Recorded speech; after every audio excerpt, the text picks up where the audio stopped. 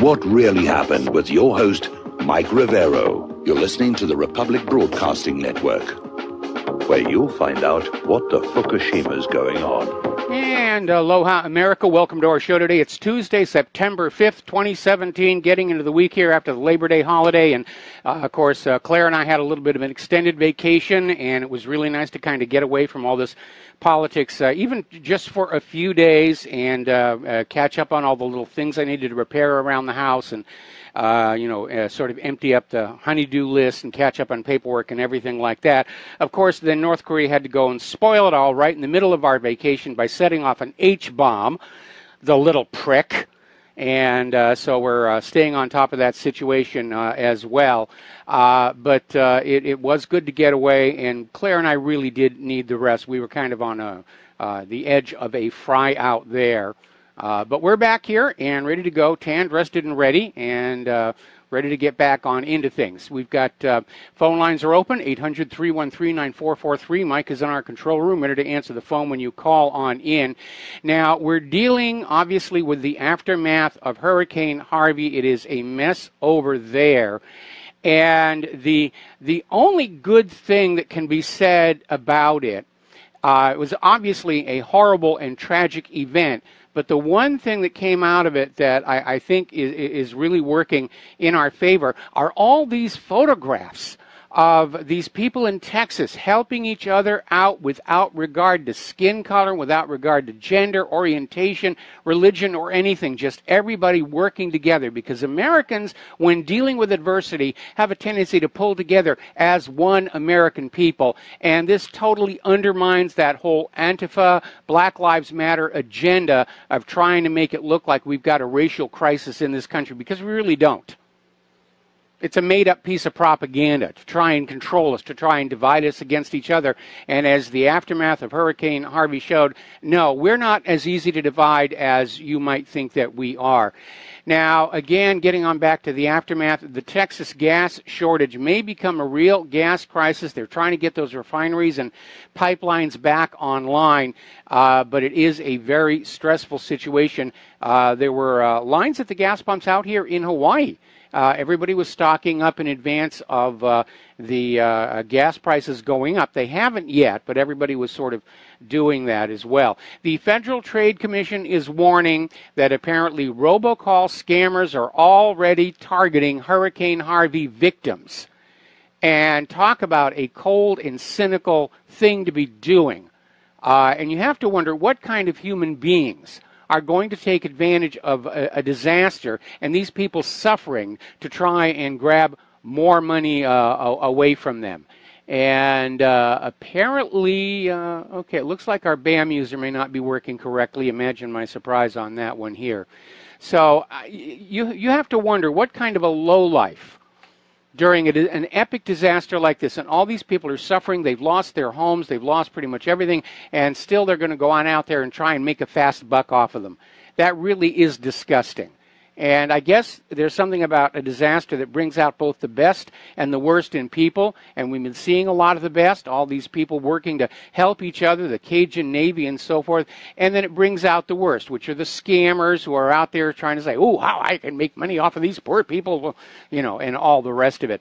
Now, good news, the evacuation around Artemis, Texas chemical plant has now been lifted.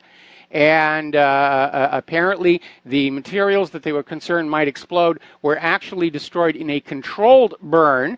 And because of that, they've now lifted the evacuation. People can start moving back into that area. And as if they didn't have enough trouble, now, of course, we have Hurricane Irma to worry about. It is now a Category 5 storm. It's one of the worst hurricanes to come out of the Atlantic in decades. And right now, the projected course track is aimed at the southern tip of Florida. And there's still some variations about where it might go. Some people are saying it might actually go on up the east coast of Florida. Others are saying it's just going to sail right across Florida and once again into that whole Texas, Louisiana area. And as a result, Florida has already declared a state of emergency. The hurricane is aiming on in there, the concern that it could actually hit Miami head on. It could actually cause a huge amount of damage to the Kennedy Space Flight Center, that vehicle assembly building. is designed to take a certain amount of wind, but I think if it took a full-on hurricane, that might actually see that as potentially collapsing. This is a nasty storm. There's no getting away from it. And apparently over in the Virgin Islands, they have authorized the National Guard to start seizing guns and ammunition ahead of Hurricane Irma. I guess they're concerned about looters or civil unrest. And so they're really getting nervous about that over there. Now, everybody is still out trying to take advantage of the hurricane for whatever their agenda is. The global warming people are out there saying, oh, see, it proves global warming, which it doesn't. And this is really kind of weird. I saw this tweet, and it's Brianna Danielle is with Bonnie Bregodi. So they say Hurricane Irma is headed for Miami. Did y'all realize 70% of Miami is Latino, Hispanic, or Cuban? 44% of the Haitian population in the U.S. resides in Miami. Miami is like Houston, in which it is flourishing economically. Coincident. Trump wants them off our land, so what better way than to flood them out? Read between the lines, people. So here you have somebody who's actually trying to say that Donald Trump has whipped up Hurricane Irma and he's sending it into Florida to get rid of certain ethnic groups. I mean, that is really, really out there.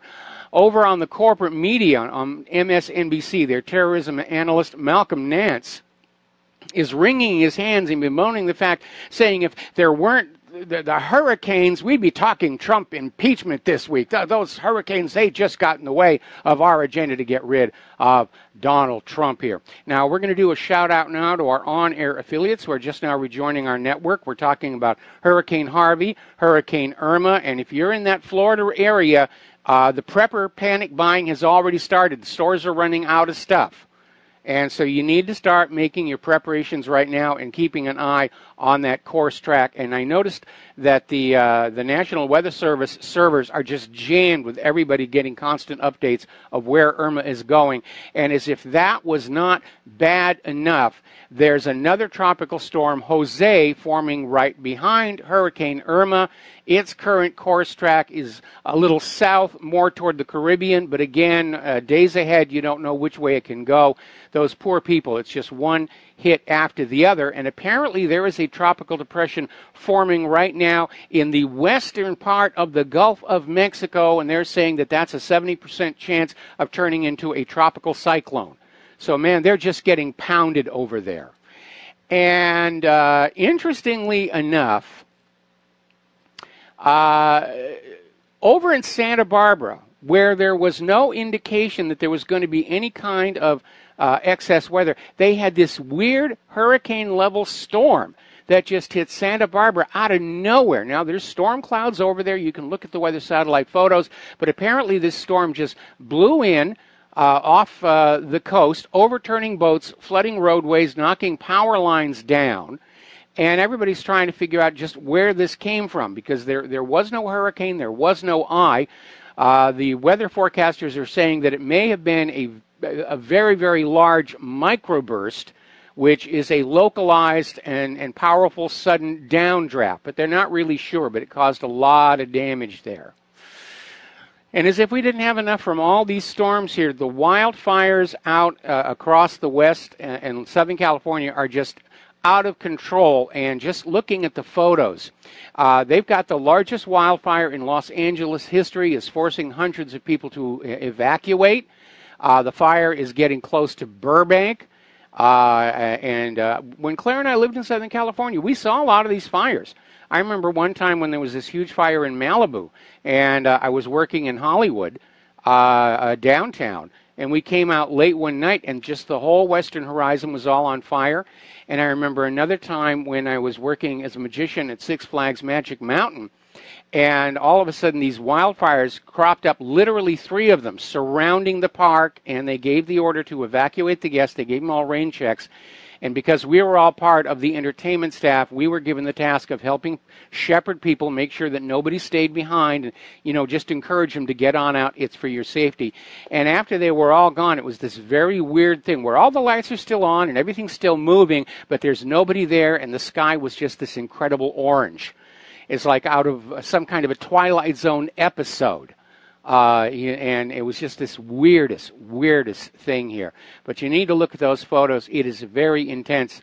Now, where is that coming from? Well, you need to understand that in the rush to fund all these wars, budgets have been cut in certain other services, such as maintaining the fire break roads through those Angeles Crest Mountains. And if you've ever been up in Angeles Crest, you're driving along the paved roadway, and you'll see these dirt roads just going off left and right. And they're not marked. And all they are, they're the fire breaks. They're supposed to contain fire into an area. Those have been neglected. And that's why these fires are able to just spread as far as they are, because they're leaping over what's left of those fire breaks, which are now overgrown with brush. Up in Montana, they've got blazes all across the state, and apparently they're running out of money up there to fight the fire here. And here's where the bureaucratic mentality really comes on in here. There is a company here in the United States of America. We know that Russia has got these amazing firefighting tankers, which are not being allowed in because we're not friends with the Russian. But there's this company, Global Super Tanker. They turned a 747-400 series passenger jet. It's one of the biggest 747s there are, into the world's largest fire extinguisher. And this thing can drop twice as much fire retardant as the Russian air tanker. And apparently it is sitting idle in an airport hangar in California because the U.S. Forest Service will not approve it for use over these wildfires. Now, this thing has passed FAA certification. It's already had a test flight. They had it out in Colorado running a test. This can lay a line of retardant about 3 kilometers long in a single swipe. They need this thing in the air. And frankly, if I were Donald Trump, I would issue an executive order to the U.S. Forest Service. You get this thing up in the air and you start using it right now. That is just insane to have a powerful firefighting system like that just sitting on the ground. Now, getting onto the domestic politics, as you know, more and more information is surfacing about how former FBI Director James Comey was literally protecting Hillary, literally wrote the justification for exonerating her even before the evidence, even before she testified. It was a done deal going on in, and apparently, according to a story over in Zero Hedge, more information is coming on out saying that it was not Comey's decision to exonerate Hillary. It came all the way down from Barack Obama himself. The fix was in from all the way up in the White House. That's obstruction of justice right there. Remember, everybody wants to protect that narcocracy, that rotted core at the heart of the U.S. federal government, because when that comes on out, it's all going to fall apart. The American people will not obey a government that is itself the largest drug smuggler in the entire country. Now, Judicial Watch has filed a lawsuit against the Department of Justice on behalf of retired Special Agent Jeffrey Danick, seeking records related to roughly $700,000 in political contributions made by groups tied to Virginia Governor Terry McAuliffe, who's a longtime Clinton confidant, goes all the way back to the Arkansas days. And the donations were made to the wife of FBI Deputy Director Andrew McCabe, the same McCabe who was conveniently overseeing multiple Hillary Clinton investigations at the time and even oversaw components of her email investigation. It's just one huge corrupted mess. And Judicial Watch is normally very cool, very professional, but even they're beginning to start to let the anger come on out, saying, yes, the federal government is protecting Hillary Clinton. Well, again, they're not protecting just Hillary Clinton. They're protecting that Clinton-Bush CIA cartel and all that drug money. By the way, ever since those classified emails emerged, nobody's seen Huma Abedin. And apparently she's still been on Hillary's payroll long after the campaign was over. A lot of people are saying, given that Huma wasn't doing anything for that money, that it appears to be hush payments. And now she seems to have vanished from the public eye, as it were. Maybe she's over playing canasta with Brian Pagliano wherever he is right now. Now, getting on to the domestic violence scene where you have Antifa and Black Lives Matter, there is a retired Major General, Marine Corps Major General Jeffrey B. Higginbotham, and he's out there saying, stop pretending that you're some kind of a social movement. If you're being paid $25 an hour to show up to a rally and cause violence, you're not a protester, you're a mercenary. You're just a hired thug out there being paid to cause trouble for somebody else's political gain here. Now, the good news is the FBI and the Department of Homeland Security have now officially classified Antifa activities as domestic terrorist violence. Long, long overdue, and probably at least partly in response to that White House petition that was saying Antifa needs to be declared as a terrorist group. Now, they haven't declared them as terrorist groups. They're simply saying their activities constitute domestic terrorist violence. Getting back to that whole thing about the Confederacy, the Southern Poverty Law Center is now claiming Army bases are Confederate monuments and should be shut down. Now, I'm actually in agreement that we've got way too many Army bases all over this country and all around the world. But the idea that they're Confederate monuments and need to be shut down is really over the top. Now, Southern Poverty Law Center is coming under severe criticism because they collect a huge amount of money. They spend very little on legal actions, even though, as you can tell from their name, they're supposed to be fighting legal actions against hatred and bigotry. That's what their charter says that they're doing. And now apparently they're moving a lot of their money offshore. And people are wondering what's getting ready to happen there. Now, getting on back to North Korea, the numbers were kind of all over the place here. But one thing is certain, this nuclear test, their 6th nuclear test, was a much larger event than the one from 2016 or before. And we're seeing the American experts on the American media are saying basically it was only 6 kilotons. Sputnik News has experts saying it was 70 kilotons. Word is that the North Koreans were expecting it to be somewhere around 100 kilotons, which is getting into some serious weaponry. But something is not adding up here because the seismographs detected a 6.3 tremor associated with the detonation of this bomb. And there is a mathematical table called the Kelly Kiloton Index, which maps kiloton yield of a nuclear weapon with the Richter tremor that it can be expected to produce. And a Richter 6 quake indicates a yield close to a megaton. So that was a big bomb. Now, about 8 minutes after that detonation, there was another event. Nobody knows what it was. It was much smaller. Maybe it was a collapse in the tunnel or a real quake triggered by the detonation. But it was a big bomb. And, of course, the news coming out of North Korea is this H-bomb is able to be mated to a missile and deployed. I'm not sure I'm buying that one. They've shown Kim Jong-un with this nicely polished metal assembly that looks like a 2-stage nuclear weapon, primary and secondary. And again, this is coming out of my movie experience. It doesn't look real. It looks like it's a mock-up or a model. And I'm not buying that it's real. And that's just my opinion, and I would hate to be proven wrong on that.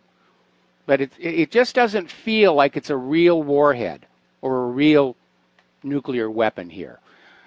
Now, obviously of concern is the fact that North Korea is now moving a new ICBM into position for a test launch. They're going to be using one of their platforms on the western part of Korea for this next one, which means they're expecting it to have a huge range. We'll be back after these few words. And aloha, America. Welcome back to our show here. Now, we've got a lot of people out there talking tough about this confrontation between the United States and North Korea, and maybe that's where the hurricanes are coming from. You got Trump over here throwing his hot air, and Kim Jong-un over there throwing his hot air, and maybe that's what's causing all these storms out there.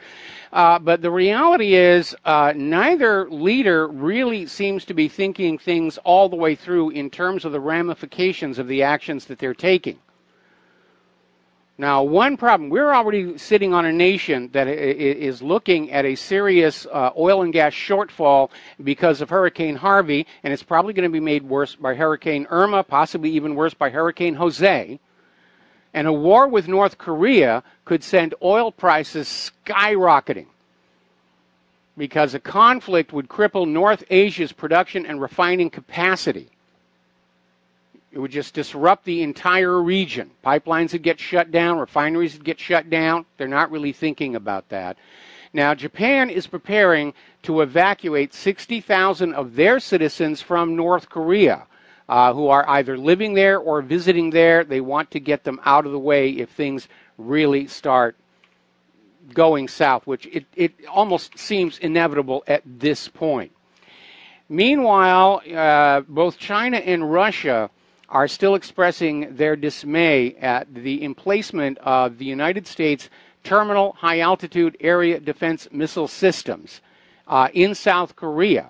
And Prime Minister Lee Nak-yeon of China said that South Korea should offer sincere explanations to China about its decision to host the U.S. THAAD missile system because Beijing sees it as a threat to its national security. Now remember, when President Moon Jae-in was first sworn into office, he said he wanted those things to go. And every time the U.S. planted another one in there, he said, I really don't want these active. And apparently Moon Jae-in is as controlled by his generals as Donald Trump is. And that is a very, very dangerous situation because generals love war. It means more money, more promotion, more ribbons and everything. Russian Deputy Foreign Minister Sergei Ryabkov is saying Moscow would need to react to the expansion of the U.S. anti-missile defense system in South Korea. It inevitably will raise the question about our reaction, about our military balances. Ryabkov told reporters at a BRICS summit in China. In other words, Russia is signaling they're going to put more missiles down along that part of the border. By the way, have you noticed something odd? There's something missing. I think it was like about 4 missile tests ago, Japan and the United States said they would shoot down further North Korean test firings. It hasn't happened. Instead, what we've gotten is the United States staging a test where they launch a missile from here in Hawaii and they shoot it down with a THAAD somewhere over Alaska. But those tests can be rigged. You can put a homing beacon on the target. They have not gone after any of these North Korean test missiles. And it kind of makes you wonder if maybe THAAD is as defective and or ineffective as so many of the other modern U.S. weapons. And it certainly makes it look like they're afraid to actually try here. All right, we're going to take a phone call. Dustin in New Jersey, aloha. Welcome to the show. What's on your mind? Dustin, are you there? Hello, Dustin. I'm not hearing you. Okay, we'll put Dustin back on hold because we're coming up on a commercial break anyway, and we'll take Dustin after we come back from the next commercial. Now, South Korea is proposing a full oil and currency blockade of the North. China is saying no. There's nothing that they can do to North Korea economically that is not going to have repercussions throughout the region, especially when you have Donald Trump out there talking about sanctioning anybody who does business with North Korea. And again, it's a case of not thinking it all the way through because the United States is economically dependent on China. Where do you think all those products in the big box stores are coming from? If Donald Trump places sanctions on China, we could see a major economic disruption in this country that could cause a huge amount of problems. We're going to take another break for commercials. We'll be back after these few words. And aloha, America. Welcome back to the show. And I think we finally have Dustin in New Jersey on the line here. Dustin, aloha. Welcome to the show. What's on your mind? Hi, Mike. How are you? Doing fine.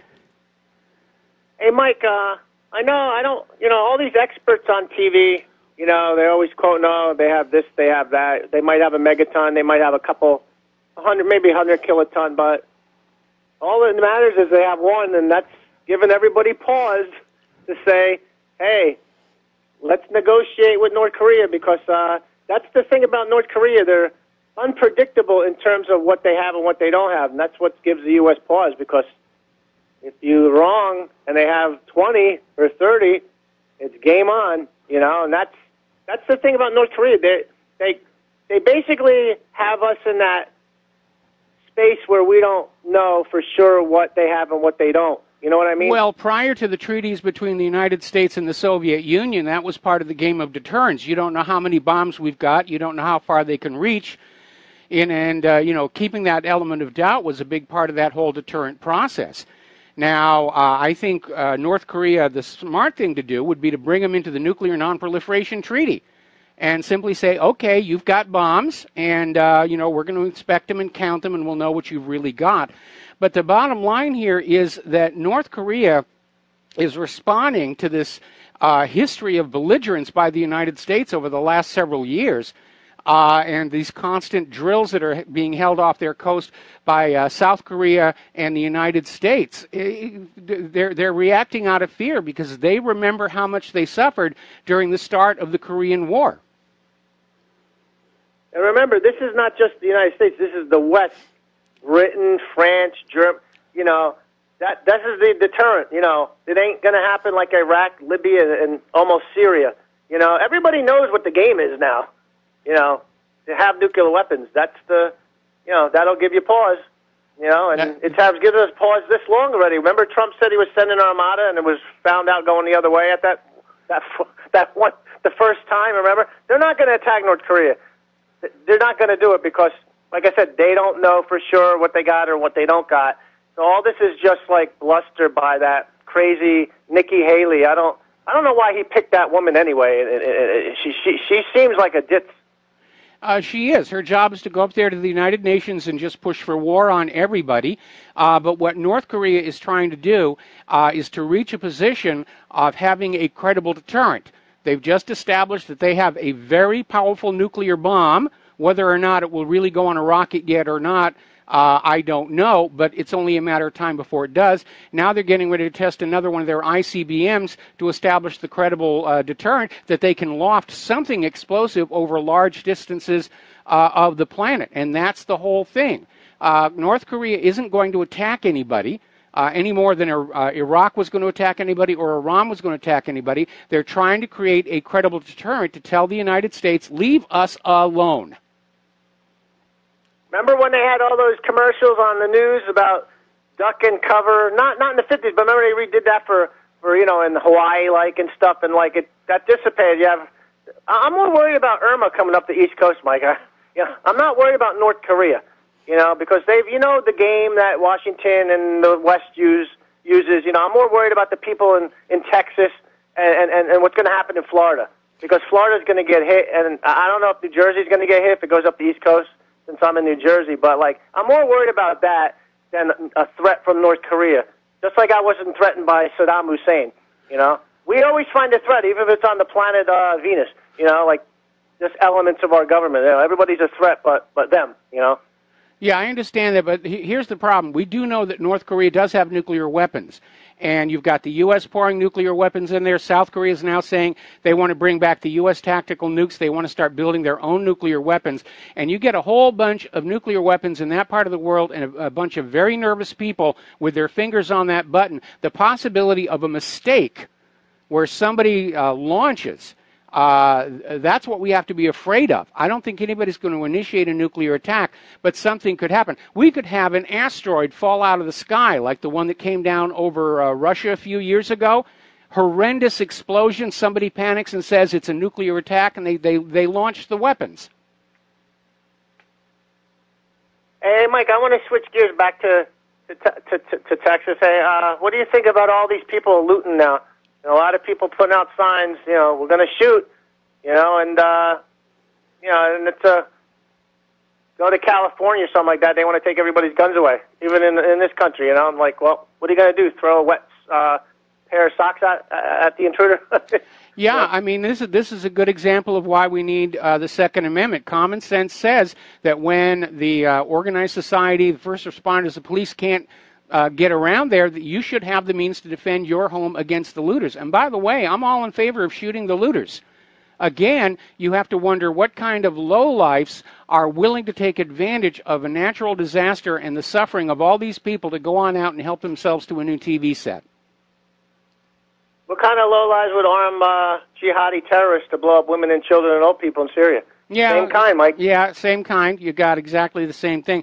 One of the problems that they're having down there in Texas and Louisiana is apparently the looters are dressing up to look like Department of Homeland Security or FEMA, and they're going up to houses and saying, you have to evacuate. The whole neighborhood's being evacuated, and everybody will panic. Oh, we got to get out of here. There's chemicals, something. And they leave, and the looters just walk right in and help themselves to everything that they've got. And then one more thing, Mike. Congratulations to the Syrian Army in Deir ez-Zor. Oh, absolutely. The Russian Air Force did a great job. Yes. Thanks, Mike. All right, we're going to get to that. All right, we're going to switch over to Terry in Oregon. Aloha, welcome to the show. What's on your mind? Hey, Mike, can you hear me okay? I hear you just fine. Okay, yeah, no, some guy sent me a picture this morning of a guy with buckshot hole in his back. I don't know if you saw that. He was a looter down in Texas. But anyway, the reason I called is, the military-industrial complex loved the Korean standoff between North and South Korea. And I think what they want to do is just move it up to China, take over the North. And they've got all these pre-positioned reserves in South Korea behind them to be able to help with that. And I think the reason why they want to do that, another reason is that China just invited 5 more countries in to participate in the Silk Road. Yes. Which I think we should be doing. And the bankers panicked because they don't want to split it with anything. They want to control the whole pie. So it's a standoff between the East and the West, and looks like the East is winning. And that's why they want to go into Korea, and threaten them and maybe shut down that Silk Road, which we should be participant in again. Go ahead. Yeah, well, China is moving away from the dollar. They're now trading their oil for a special yuan, which is backed by gold. And that, of course, is a major body check against the ink and paper stuff coming out of the Federal Reserve. So ultimately, what this next world war is all about is the U.S. Federal Reserve note versus the Russian ruble and the Chinese yuan. Exactly. That's the point I wanted to make, Mike. Appreciate it, and we'll talk to you next time. All right, thanks an awful lot. We're going to switch over to Jason in Quincy, Massachusetts. Aloha. Welcome to the show. What's on your mind? Hi, Michael. How are you? A lot's on my mind. I'm sure a lot is on your mind as well, correct? Absolutely. So that being said, no, I get it. So that being said, I just purchased a Coca-Cola with my fake Federal Reserve notes. So what? Now do I owe the Federal Reserve $1.79 because every note is a debt note, correct? That's absolutely correct, but it's not the value, it's not the face value of the debt note that's the trap. It's the fact that while those notes are in circulation outside the Federal Reserve, they are accruing interest to that Federal Reserve. That is the hidden hook in the Federal Reserve system. What a joke and how disgusting, right? So if I'm allowed the time to make 3 points, my second point would be, what are we going to do about this? What are we going to do about this? I'm 33 years old. I'm a pretty smart person. I run a business. How the hell are we going to kick out the foreign banks? Is it going to necessarily be an entire overhaul of our entire financial system? Well, we're going to have to sit back and let it collapse, and it's on the verge of doing that. I mean, look at the stock market today. They took a major. It's going to collapse on its own. Yeah, it's going to collapse on its own. And again, I do not advocate violence of any kind toward the government or toward the banks. If anything, it would justify more draconian repressive measures on their part. We just sit back, stay calm, have some pretzels and a soft drink, and we just watch them finish destroying themselves.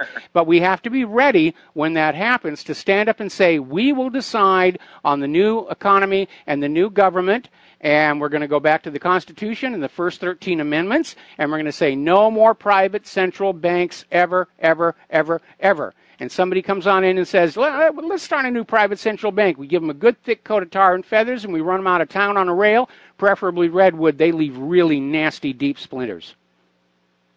What I'm going to do is I'm going to give them a big tar and feathered middle finger, and I'm going to tell them, international bankers, you can go to hell.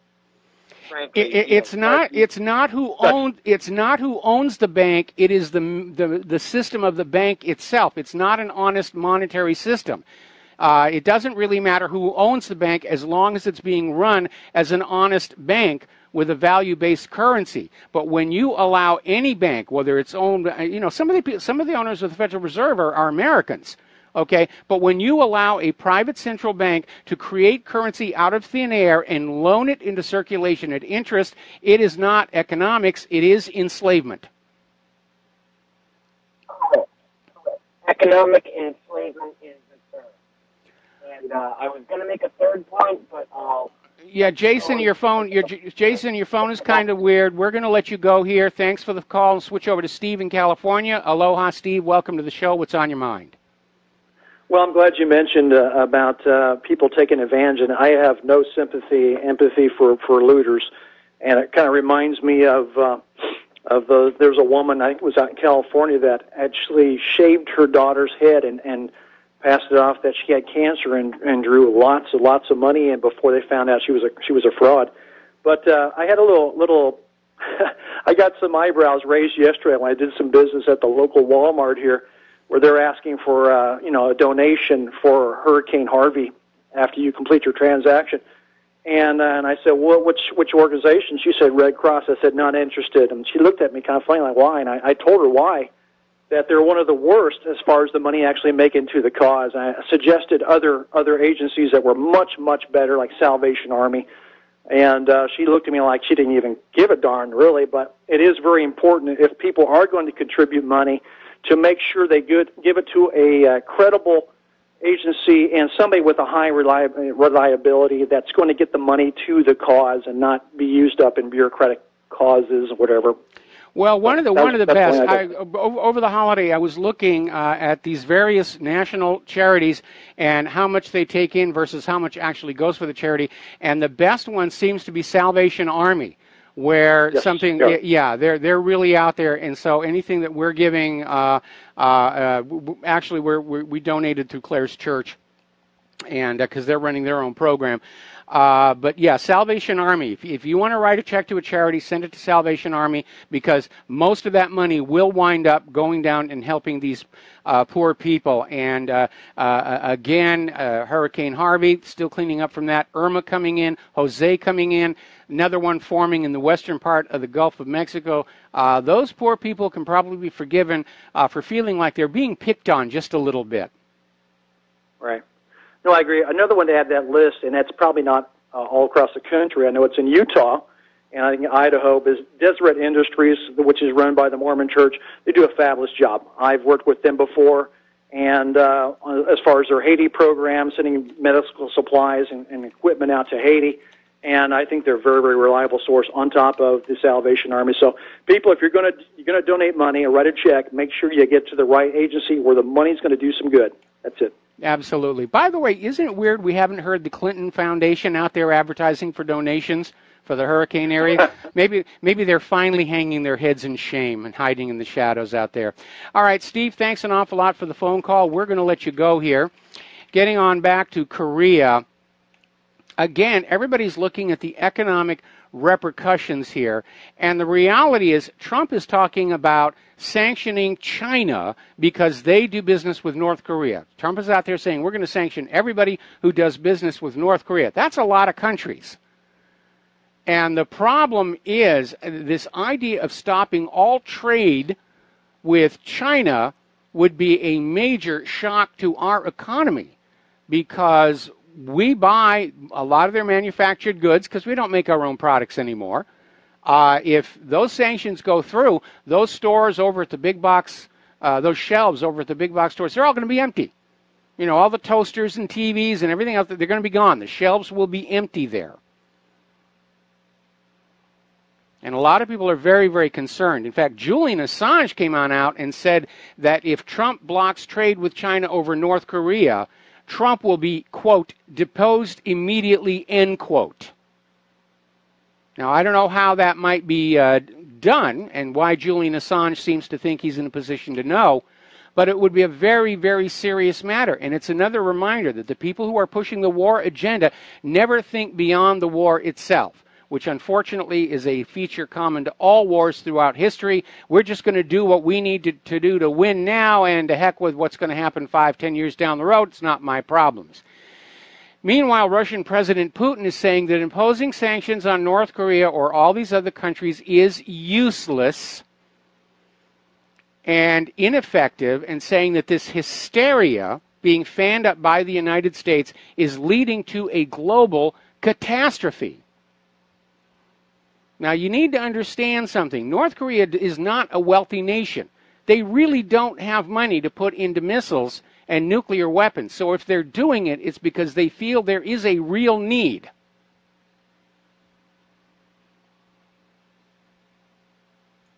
So everybody is concerned that this could spin out of control if they start firing missiles at each other. And apparently, according to a story out of Novanight.com, apparently, Trump had a conversation with Japanese Prime Minister Shinzo Abe and discussed using nuclear weapons against North Korea. Well, why not? The United States is the only country that's ever actually used nuclear weapons against another country, as Abe definitely would know. We need to take a break for commercials, and we'll be right back. And aloha, America. Welcome back to the show here. Now, global support for U.S. belligerence against North Korea is not there. Theresa May is absolutely refusing to back Donald Trump's threat of war against North Korea, saying that it is the United Kingdom's overwhelming preference for a peaceful and diplomatic solution. And the Prime Minister's spokesperson said, we're not going to get behind the Defense Secretary's demands for a massively military response on North Korea. They don't want to get into there. They've had enough of getting tangled up in all of America's wars. They're still stuck in Afghanistan. They're stuck in Iraq. They're stuck in Syria. They're stuck in Yemen, Somalia, all these places all over the world. And they're getting tired of it. Now, North Korea is basically out there saying that the U.S. is the heinous aggressor who's begging for war.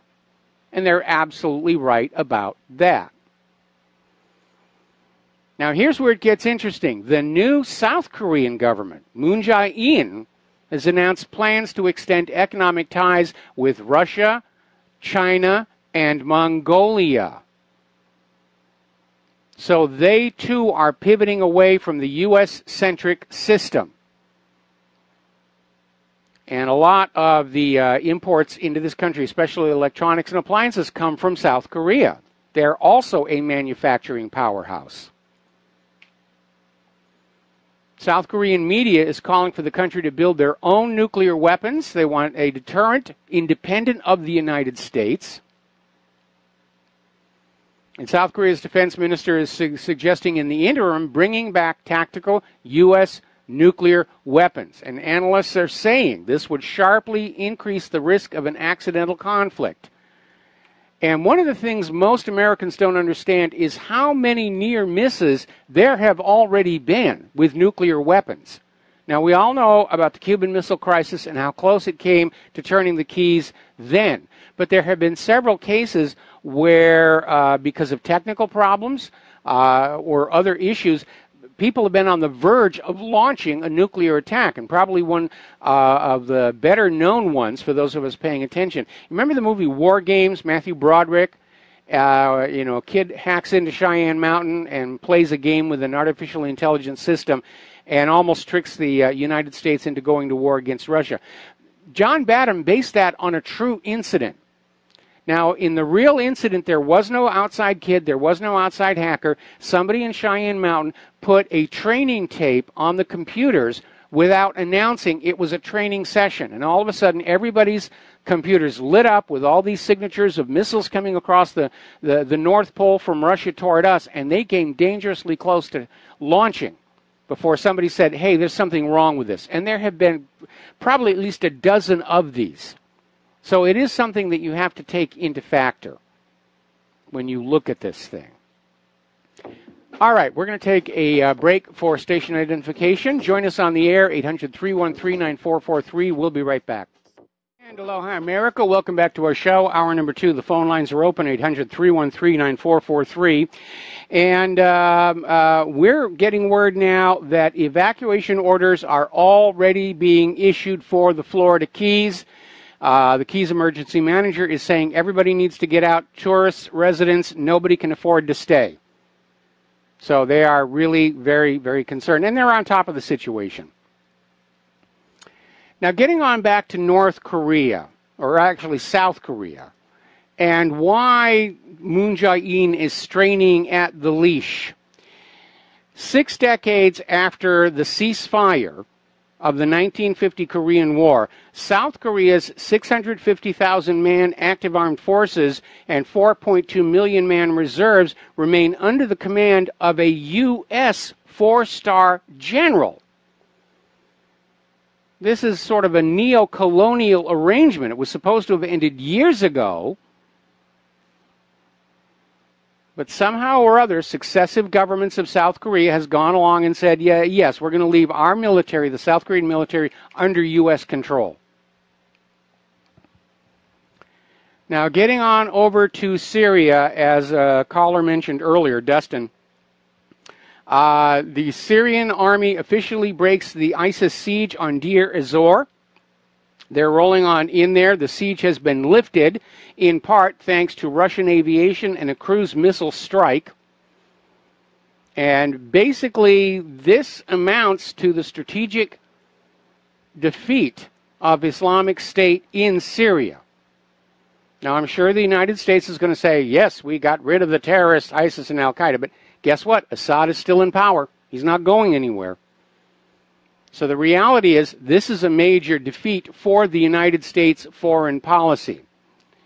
Meanwhile, we're seeing this story coming out of geopolitics that Saudi Arabia and Israel still need to airlift 300 stranded ISIS terrorists out of Syria and take them someplace else, probably down to the Philippines or Afghanistan or wherever they need to plant them to justify further military action. I know they're going to take them over to North Korea. Oh my goodness, there's ISIS in North Korea. Of course, we have to invade immediately. Blah, blah, blah, blah, blah, blah. Okay, let's take a phone call. Sherry in Texas. Aloha. Welcome to the show. What's on your mind? Hi, Mike. If I'm not mistaken, East Texas, when Harvey came in, they were scrambling to pick that cotton. The West Texas crops had pretty much been picked already. Someone mentioned this. It might have been, just General News or something that was on Republic Broadcasting Network, but East Texas, they were just frantically trying to bring in that cotton. So I'm thinking this. We've got gas prices going up. Food, of course, will go up. Cotton. And I'm like you. I like to go to thrifts to get things to work in. When I used to paint, I got a lot of towels to clean my brushes with. There's a lot that you can find at thrifts. And then maybe this isn't important to some people, but things like work jackets, blankets, sweatshirts, underwear, and socks might be a good time to stock up on that. Towels, old towels, just for cleaning. And what about paper goods? If there's going to be a lot of these storms and everything, it might be good to stock up on them. It's just a lot. I think they're gonna hit us in the pocketbook really badly. Well, there's already been a lot of talk about gouging, but there is a line. Gouging is when they're just running the prices up, and the costs to them have not yet gone up. But inevitably, there's going to be a cascade event. If there's a gas shortage, then anything that is dependent on gas for its manufacture or transportation, inevitably that cost will go up as well. And so there's going to be a ripple effect. We're going to see prices going up all across the country. And again, if Irma comes on in and it skips over Florida and gets back into that Louisiana area again, that's going to be a major disruption of shipping. I still have not heard anybody has done a survey of the oil platforms in the Gulf of Mexico to see how many survived Hurricane Harvey. So I don't think anybody really still knows the true scale of the economic consequences from this storm. I know. Yeah, and that worries me, too, that they haven't been forthcoming with that kind of information, because it's like I'm waiting for it, and they're not. We don't know the shape it's in. But don't discount the thrifts if you want a lot of blankets and stuff. You can always give them to more needy if you're not hit hard, Absolutely. Yeah. Okay. Just thought I'd throw that in. All right. Well, thank you very much here, and we're going to let you go. Getting on back to the news here. Apparently, there's been a NATO airstrike in eastern Afghanistan. They hit a wedding. NATO bombed a wedding, killed 2 civilians. Are these guys not checking their targets? That is really tacky to bomb somebody's wedding here. Apparently down in Cambodia, their opposition leader has been formally charged with treason for allegedly working with the United States government to topple Cambodia's government. See, more and more of these countries are getting wise to how the United States has been doing what they've been doing ever since the end of World War II. Now, Israel is down there making like they're going to start a major kerfuffle. They're preparing for another war with Hezbollah as the IDF practices a Lebanon invasion. And the war is not really about Hezbollah. Israel still wants that Litani River. They want to prove that they're butch and they're going to take over Lebanon. And, of course, Nikki Haley, in an op-ed in the Jerusalem Post, is saying it's time to confront Hezbollah. Okay, Nikki, here's your rifle, here's your parachute, here's your Dayglow orange jumpsuit. And, again, that seems to be her job, is to run around just fanning the flames of war wherever she can. Now, there is a discussion coming up in the Security Council regarding what is called the UNIFIL mandate. Now, UNIFIL was supposed to be an interim force inside Lebanon, just temporary, but apparently it's actually been there for quite some time, and it was supposed to be an interim force. It's been there for 40 years. Russia has already announced that if the UNIFIL mandate mentions Hezbollah, they will veto. Now, as you know, last week, Netanyahu was rushing all over the place, screaming at everybody about Iran is doing this, Iran is doing that, so forth and so on, running up to Putin and screaming at him. And one of the things that Netanyahu claimed was that Iran was building factories to produce missiles in Syria and Lebanon. And, of course, over in Lebanon, Hariri is rejecting it outright, saying that Israel is carrying out a deception campaign. Of course, that's what Israel does. By way of deception, thou shalt do war. That's what they like to do. Netanyahu is demanding that Russia break with Iran. There's no chance of that actually happening. But Israel is facing an uncomfortable truth. It's having to adapt to a shrinking role in the Middle East. And they don't like that one tiny bit. And apparently when Netanyahu went up to Russia, witnesses were saying he seemed almost panic-stricken about trying to sell his agenda to Putin. And it was highly emotional and panic. And basically what it all comes down to, Israel, meaning Netanyahu, now understands it backed the wrong side in Syria and it has lost. They backed the side of the terrorists, of those who wanted to remove Assad, and they have lost.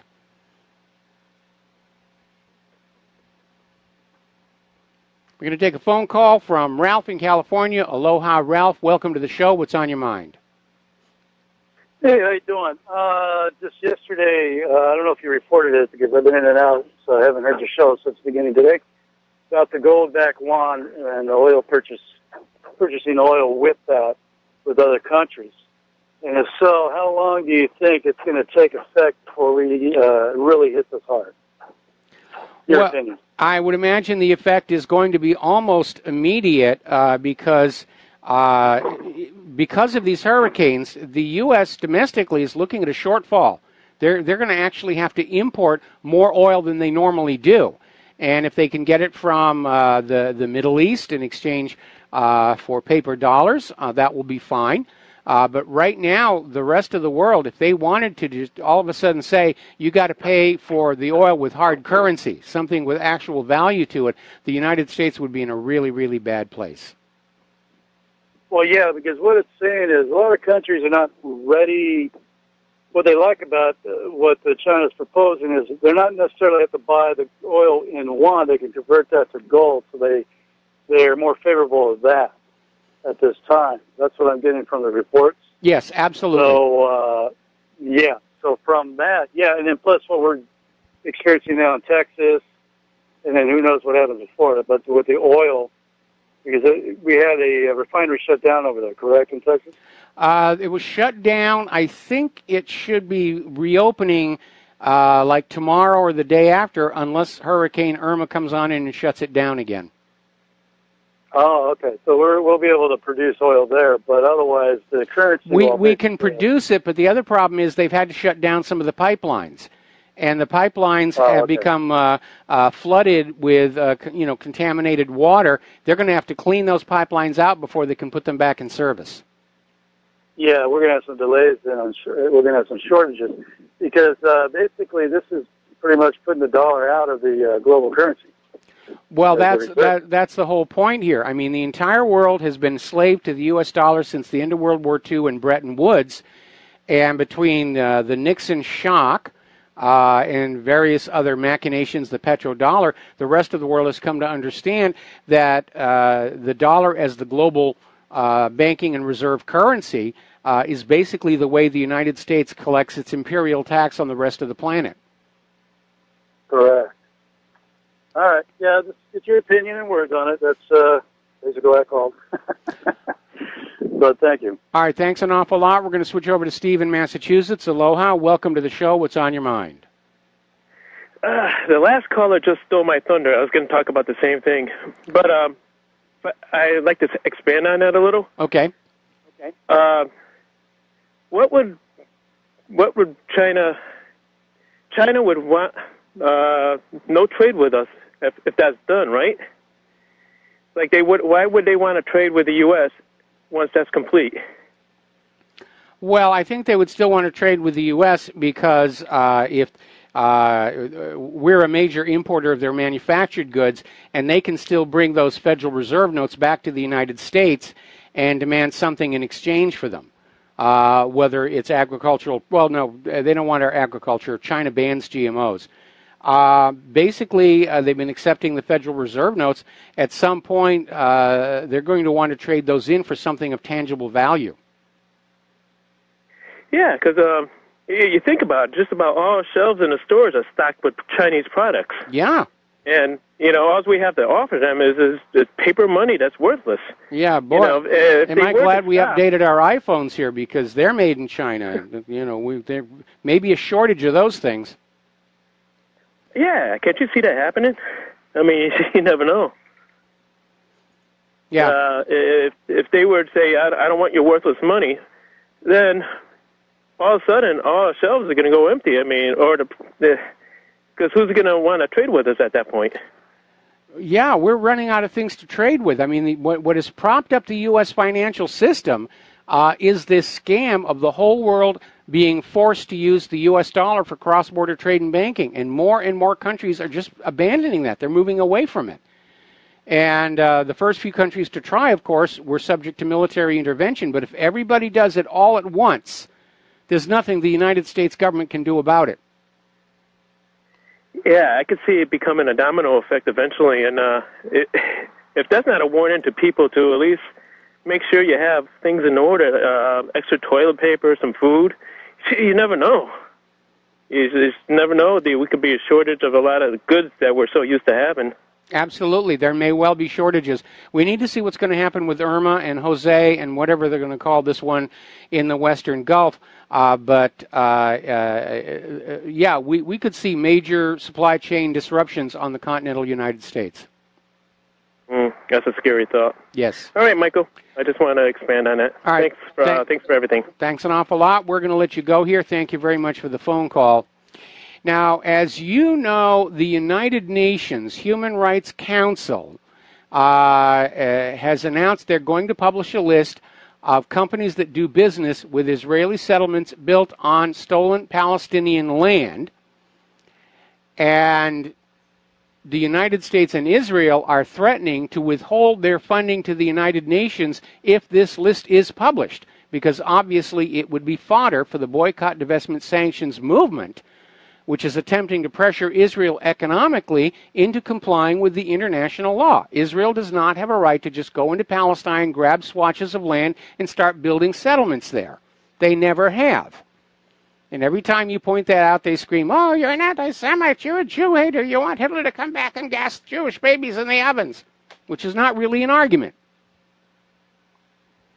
Now, another reason Netanyahu may be in a bit of a panic is this submarine scandal is starting to spread in Israel.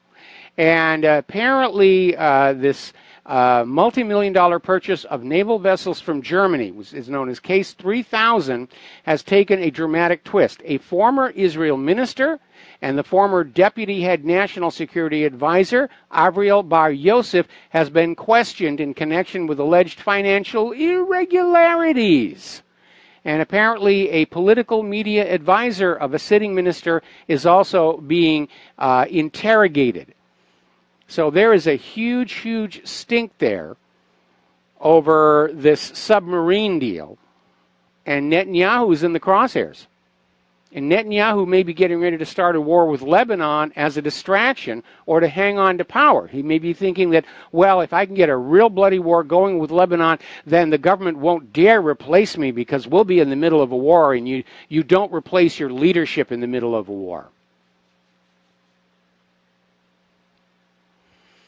Now, a UN official has addressed the Saudis saying it's time to stop the war in Yemen, and Saudi Arabia should fund 100% of the humanitarian aid to correct all the problems they have brought to Yemen, the starvation from the blockade, the bombings, and all the rest of it. Claire put up an article earlier today where she had a comment about King Salman over in Saudi Arabia can add another title to himself, the Butcher of Yemen. That's absolutely right. Now, Nikki Haley, in a speech at the American Enterprise Institute think tank in Washington, D.C., basically came on out and said Trump has grounds to declare Iran in violation of the nuclear deal. No, he doesn't. The IAEA has gone on in and certified that Iran is fully in compliance with the requirements of the P5+1 agreement. Nikki Haley and all these other people who lust for war in Iran, like John McCain, their entire argument is that Iran is not happy about the agreement. They're not complying with the spirit of the agreement. They should open up all their non-nuclear military facilities for immediate inspection. And, of course, Iran's not going to do that, and they're not obligated to do that under the agreement. But we have this insane image of the U.S. government provoking a war with North Korea and with Iran to go along with this long list of quagmires we are already stuck in. Meanwhile, Washington is looking for an escalation in the diplomatic standoff with Russia. And they're just seizing these compounds. Apparently, Moscow is furious over the U.S. plan to search the Russian trade mission, calls it an unprecedented aggressive action. And it is, because the rules of diplomacy are, when you have a consulate, an embassy, a trade mission, that is sovereign soil of that country. The Russian embassy is sovereign Russian soil. You don't just walk on in with the police and start going through the drawers, and yet that's exactly what the U.S. is getting ready to do. It is a horrible, horrible diplomatic insult. I think they're trying to goad Putin into doing something. We'll be right back. And aloha, America. Welcome back to the show here, and I want to get back to Hurricane Irma. Apparently, it's a Category 4. It's already a Category 4. It is so powerful, it's actually starting to register on seismographs, which normally detect earthquakes.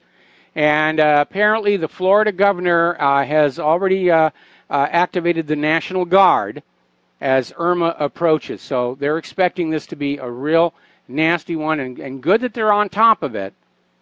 But it's going to be intense. I've been through 2 hurricanes in my life. One when I was very young, living in New Hampshire. We had the eye go right over us.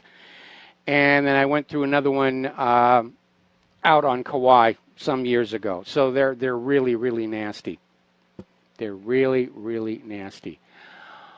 Okay, getting on back to the news here, talking about what's going on with this tit-for-tat diplomatic row with Russia.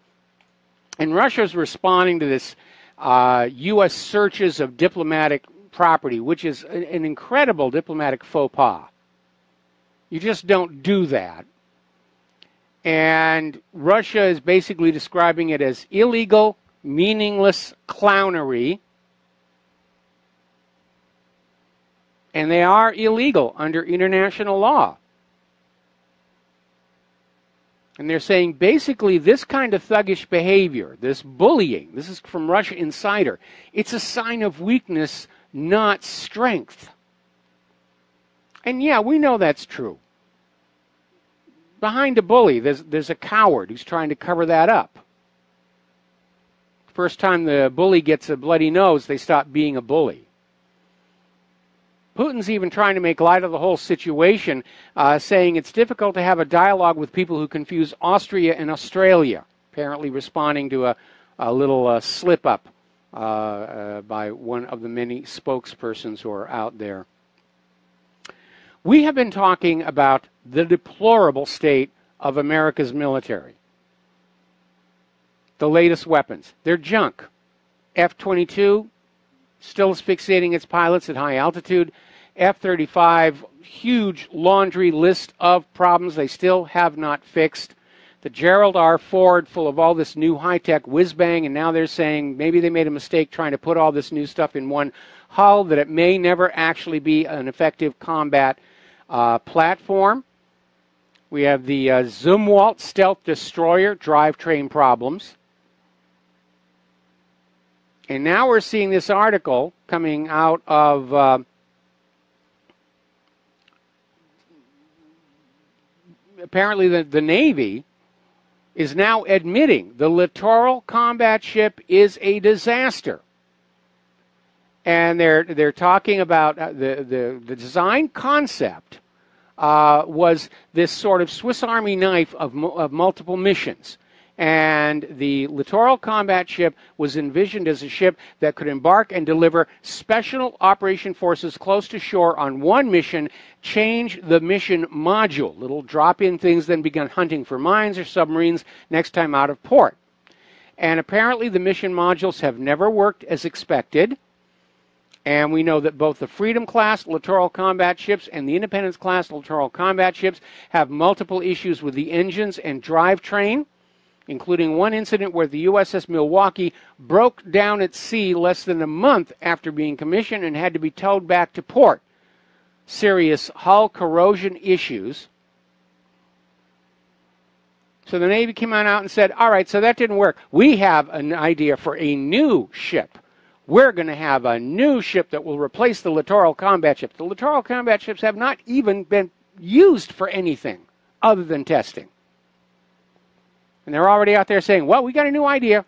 We'll make this one work. Honest, we really, really will. Turning to the economic news, and it is not good. The stock market actually took a little bit of a pummeling today. And the Dow was down 234, NASDAQ down 59, Standard & Poor's down 18. Of the three, the Dow took the biggest loss in a percentage. So they're not able to keep that bubble pumped up. We'll be right back.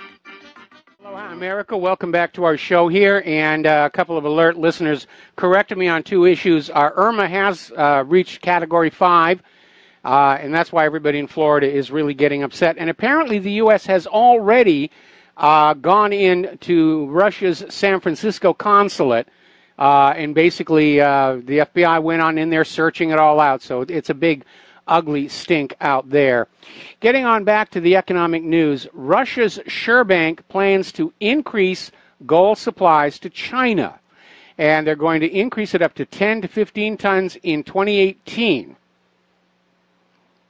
Meanwhile, China has declared the initial coin offerings for Ethereum and Bitcoin to be illegal, and that, of course, has triggered a crash in both Ethereum and Bitcoin. And basically, China is cracking down on this cryptocurrency. And again, the cryptocurrency, there's really nothing that backs it up. And that's why I'm leery of that. Now, as we've already mentioned, and this is a story out of Blacklisted News, China moves on New World Order, will buy their oil with a gold-backed currency, bypassing the U.S. petrodollar. And it's being described as a global game changer. And yes, it is. This may well be the beginning of the end of U.S. economic domination of the world. All right, we're going to take a phone call here. Glenn in Philadelphia. Aloha. Welcome to the show. What's on your mind? Hi, Mike. Just about evacuation issues for Florida, for Irma. You know, it's good that they're telling people to get out of the Keys, but Florida presents some special considerations in terms of timing and challenges for evacuating. You often hear it referred to as God's waiting room. There are a lot of elderly people down there. Yes. Older people. It's a vacation state. There are a lot of RVs there.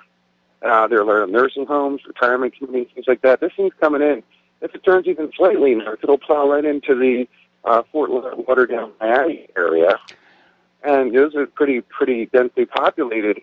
I would think it would behoove them to start evacuating more than just the Keys at this point. You know, basically tell anybody, if you've got an RV and you don't want to be making an insurance claim for it or something, maybe, you know, start getting the Keys emptied, get the RVs heading northward, and then start evacuating a lot of these older people and stuff. Tell them to, get two major north-south highways, one east coast, one west coast, and stuff, and get before it turns into a huge non-moving parking lot traffic jam. Get the people moving out of the more densely populated areas of Fort Lauderdale and Miami Beach now. I agree. If Claire and I lived in Florida, we'd be hitting the road right now, rather than get caught in those traffic jams. Now, the reason they're doing a mandatory evacuation of the Keys has less to do with the wind from the storm than the storm surge. You need to understand, inside the middle of a hurricane, it's a very low-pressure zone, and it literally sucks the ocean up underneath it. And that's where most of the flooding comes from, is that storm surge. And hopefully Florida has a good set of inundation maps that they can look at. We certainly have them here in Hawaii in the event of tsunamis. But that's the real problem as far as the Keys are concerned. But again, where it comes ashore, that thing, again, the last track I saw, the center of the storm was projected to pass just south of the Keys and head into the Gulf. But again, these track projections past 48 hours, they're really not all that reliable, and they're now actually admitting that, saying we don't know what's going on. But if it were to shift north, you're right, it could hit Miami.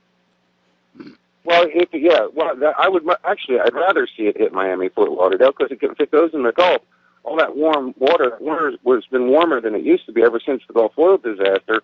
They sit there and stop, and then we might have a second Katrina going right into it could go right into New Orleans and over into Mississippi, and it could even hit Houston again, depending on where it goes. Well, again, if it misses the southern tip of Florida, or even if it goes over Florida, we've had hurricanes that could just sail right over Florida and go into the Gulf, and the Gulf is still reeling from Harvey. This is going to be bad, no matter how you look at it. There's no way to put a positive spin on any of this thing. And again, if you are a listener or you have family or friends in these areas, you got to tell them, this is real. This is not a TV movie. It's not Irwin Allen's latest disaster epic. This is for real, and you got to make the appropriate precautions. Look at what happened for Harvey and realize this is going to be more of the same, except that much of the infrastructure is still damaged from Harvey and is going to be less effective at dealing with the flooding. Yeah. Yep. It'd almost be best if it went straight up the Florida Peninsula in the center up towards Orlando, because it would be slowing down over land the whole time, putting the brakes on a little bit. But it's not likely to do that. No, then I looked at the spaghetti track where they have all the different models there, and some of them have it turning north, going along the coast, heading up into the Carolinas. Most of them, though, do have it going past or just over the southern tip of Florida and into that Gulf here. And again, could be a last-second change. I remember years ago when we first moved here to Hawaii, and I was working on this movie I was working on, and there was a big hurricane headed right at us. And it was coming on in and coming on in and coming on in, and everybody was shutting down. They shut down the studio, and they said, everybody go home and be safe. And we're on the road and, looking at our cell phone of the weather satellite pictures, and all of a sudden the hurricane just did this right-hand turn and just completely missed us. And we could hope that that's going to happen in this case. But obviously, you don't want to pin your life and your safety, on hoping that it's going to miss you. We've been very lucky here in Hawaii. Of course, we're this little tiny piece of rock. Most of the hurricanes that we get out here just miss us totally. But when you're talking about a hurricane coming out of the Atlantic heading to the west, it's going to hit somewhere, and it's going to cause a lot of hurt. And again, err on the side of caution. Better to have too much than not enough of what you're going to need to get through. Batteries, drinking water especially, because even the drinking water in Texas and Louisiana is still contaminated from Harvey. So I'm hoping that somebody's going to get some water tank trucks down there and allow people to stock up. Right. Absolutely. This is as you said, this is not a pretty picture. Like almost, could picture it'd be nice if it would go into like the wooded areas of Georgia, something like that. Just miss some population centers somehow, or bounce back out, or whatever. But maybe it could it could hit CNN. There you go. That would be redemptive. All right. Can you imagine the live coverage here? We're looking out the studios at CNN, and here comes the storm. All right. Thanks an awful lot. We're going to let you go here. Getting on back to the economy, and apparently whoever wrote the headline for this article, this is Investment Watch Blog, it's a South Park fan, because they lead it off with, and it's gone. The pension funding ratio has deteriorated in 43 states. They're not able to deal with the pensions, because the pensions all got defunded back in 2008. They were all told by Wall Street's pet rating agencies, you can invest in these mortgage-backed securities. They are guaranteed AAA, and the pensions invested in them. The whole thing blew up, and the pensions were defunded. The three worst states are New Jersey, Kentucky, and Illinois. And I got to tell you, things are so bad in this country right now. Surveys are now showing 40% of Americans would prefer socialism to capitalism. And I'm not one of them. I'm an old-fashioned capitalist. I'd like to see us get back to being a true capitalist society, as opposed to this fascist society that we're in right now. If I have to pick between socialism and fascism, I'll go with socialism. But I'd rather we go back to being a capitalist society. All right, we're going to grab a phone call. Ernest in Nevada, aloha. Welcome to the show. What's on your mind? Yeah, Mike, I'd just like to throw in a word about the DACA thing that's going on, that these anchor babies, as we used to call them back in the day. Yes.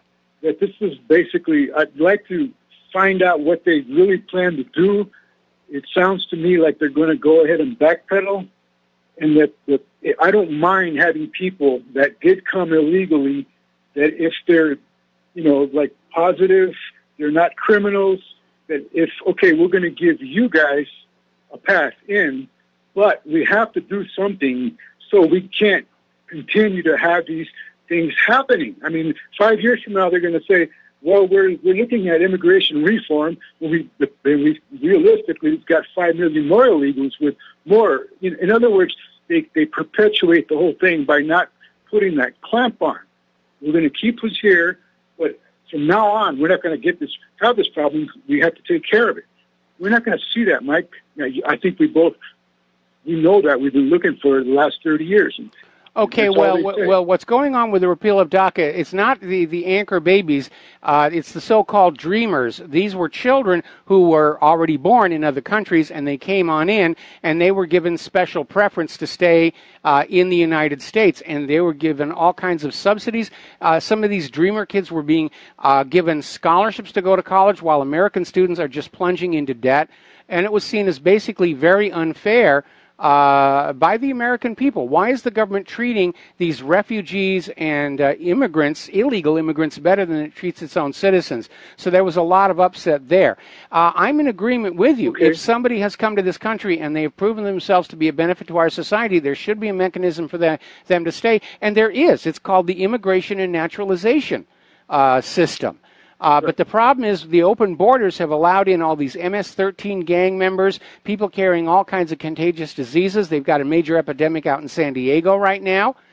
And it was a very foolish policy, and it was all done for the globalist New World Order agenda to blend everybody together without a regard for the culture shock, for the medical consequences, for the economic consequences. They just got this dream in their head about one world population all blurred together, and they just went with that and really didn't seem to care about the harm that they're causing ordinary people on the streets.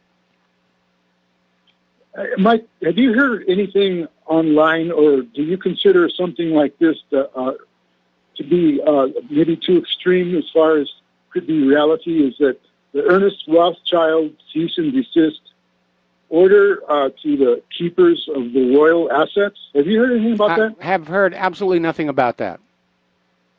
Okay, so basically, this could be, just something that's a distraction, something that, but I mean, this kind of leads to a point that I had made before about factions that are in contention in this globalist thing. And you have international factions, and the Rothschilds are the old elite European globalists.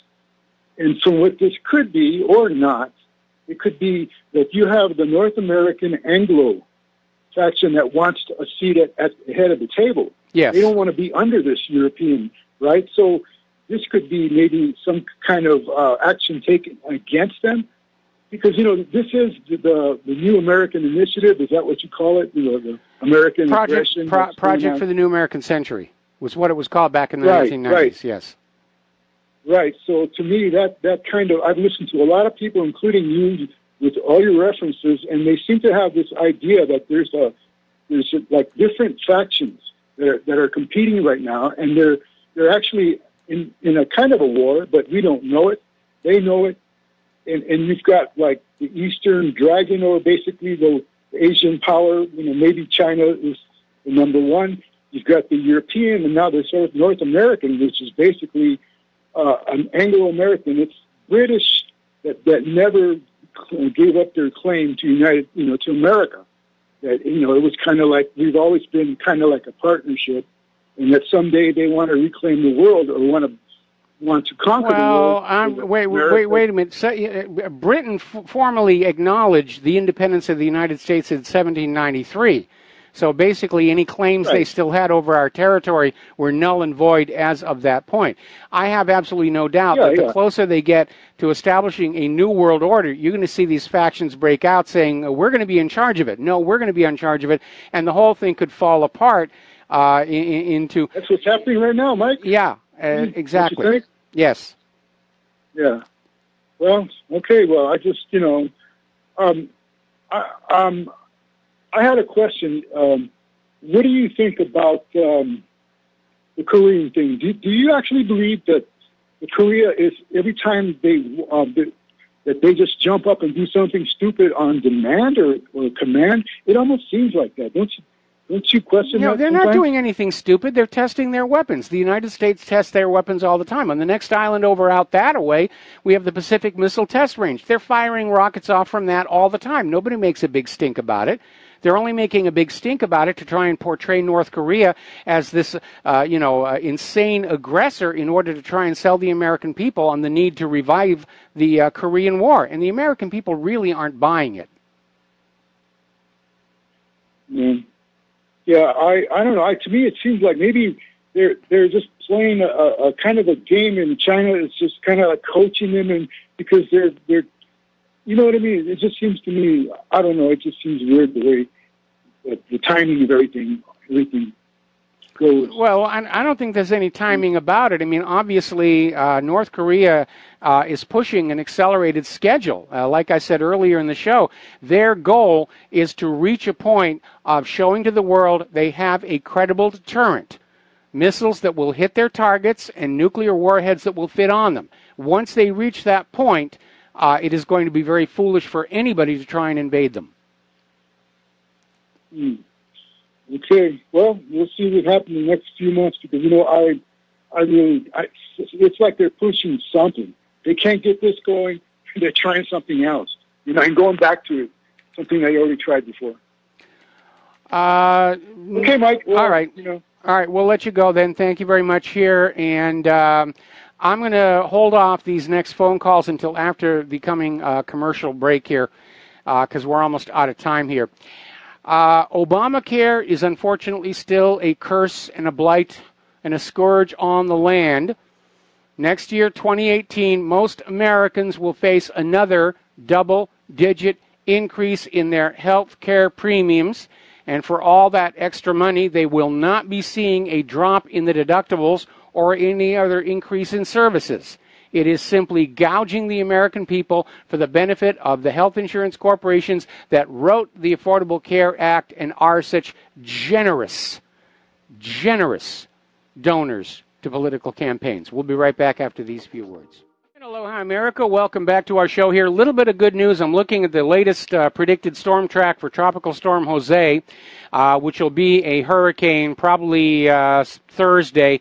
It is swinging north. The projected path is swinging north toward Bermuda, and hopefully it'll stay out there in the middle of the Atlantic and not come ashore. So there's a little bit of reason for optimism there.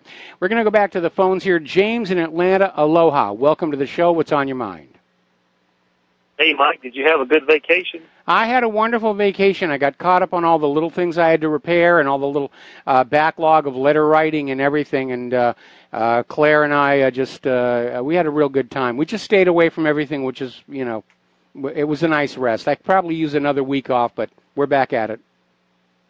Yeah, to get hit every day with so much news is probably tough to go through. I wanted to ask you if you heard about Mike Lindell was donating a bunch of pillows to the hurricane. Who donated the pillows? The My Pillow guy. No, I hadn't.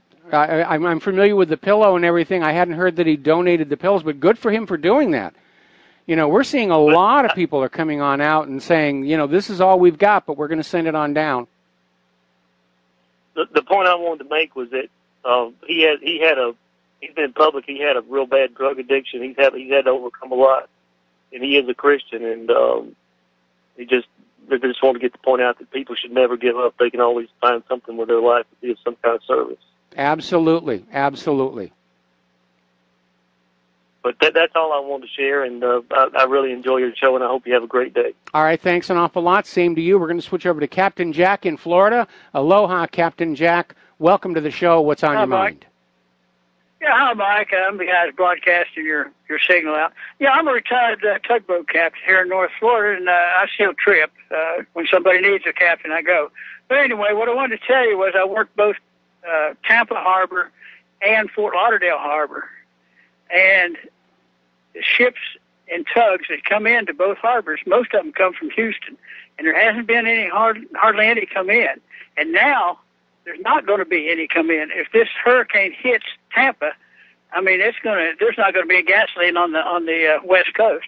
And if it comes on over to Fort Lauderdale, there's not going to be gasoline on the West Coast, or on the East Coast, I'm sorry. But there's going to be a big problem here in Florida on fuel. Yeah, that's nasty. Apparently that... Most of us... I'm sorry. No, go ahead. Most of it's coming out of Houston now, which is not being delivered because they're not loading anything out over in Houston. Well, like I said, some of the refineries are still shut down. Some of the pipelines are still broken. They were saying it was going to be at least a week, possibly 10 days before they were going to start getting any kind of product being moved. And, of course, Irma's going to be there in the next few days. Right, yeah. I'm in Northwest Florida, and I hope it doesn't hit up here. But anyway, just thought I'd let you in on that. All right, well, thanks an awful lot, Captain. Good luck. We're going to let you go here and do a station identification. And aloha, America. Welcome back to the show here, hour number 3. The phone lines are open, 800-313-9443. I'm checking in on the Tropical Depression 13. That's the one that's forming over in the southwest of the Gulf of Mexico. And that predicted course track is basically indicating right now it's going to stay there. So there's more good news there. So all we really have to do is deal with Irma, and then hopefully those poor people in the Florida, Louisiana, Texas area are going to be in the clear, at least for a little while to come here. All righty, now then, getting on back to the economic news here.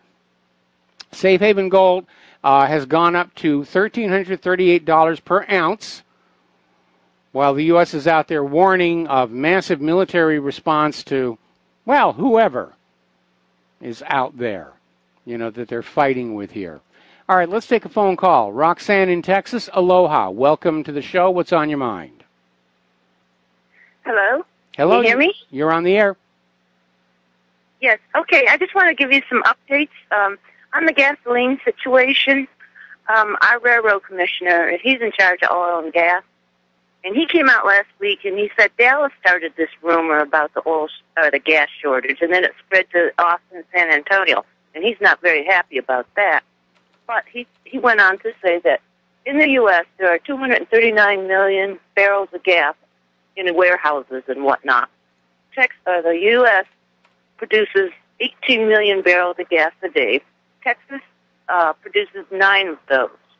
And due to the plant closures here, we're only producing 6 million a day. So, and then our pipeline from Texas to Oklahoma, they reverse the flow. So it's pretty much a big, I think it's a scam, and that's what they're saying, the people in charge are saying, but that media wants people to be in fear and all of that. So. Well, my understanding is that they've released quite a bit of oil from the strategic reserve, and obviously that indicates that there is a shortage somewhere. Well, I don't know. The railroad commissioner was quite adamant about what's going on, and there is no shortage. But things can change overnight sometimes. But that was last Thursday or Friday, I believe. He came out with that press conference.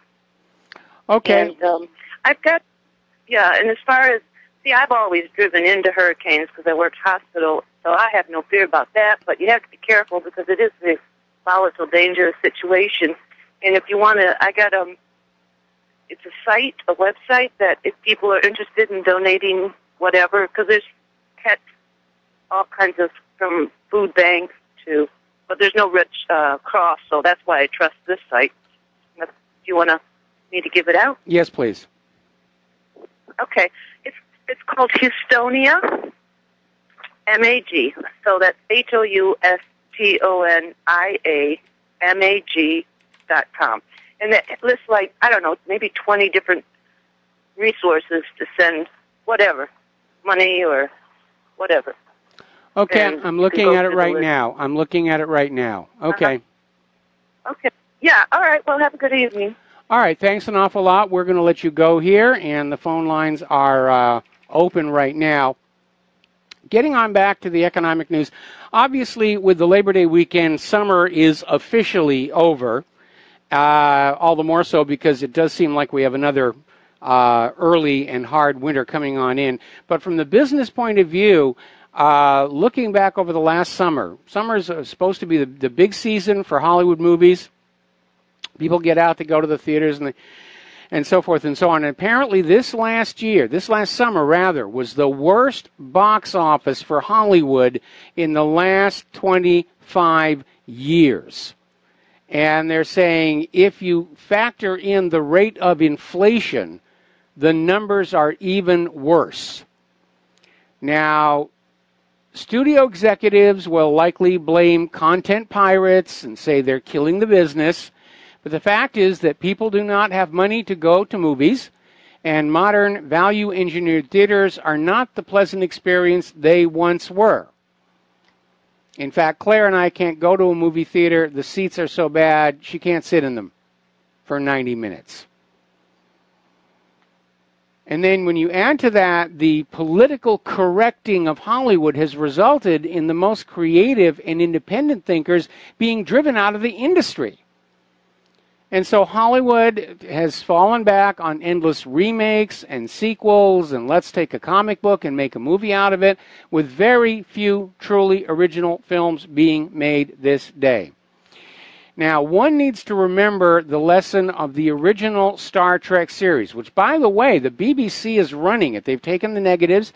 They've telecinied them at high def. They've added new computer animation updates to many of the effects.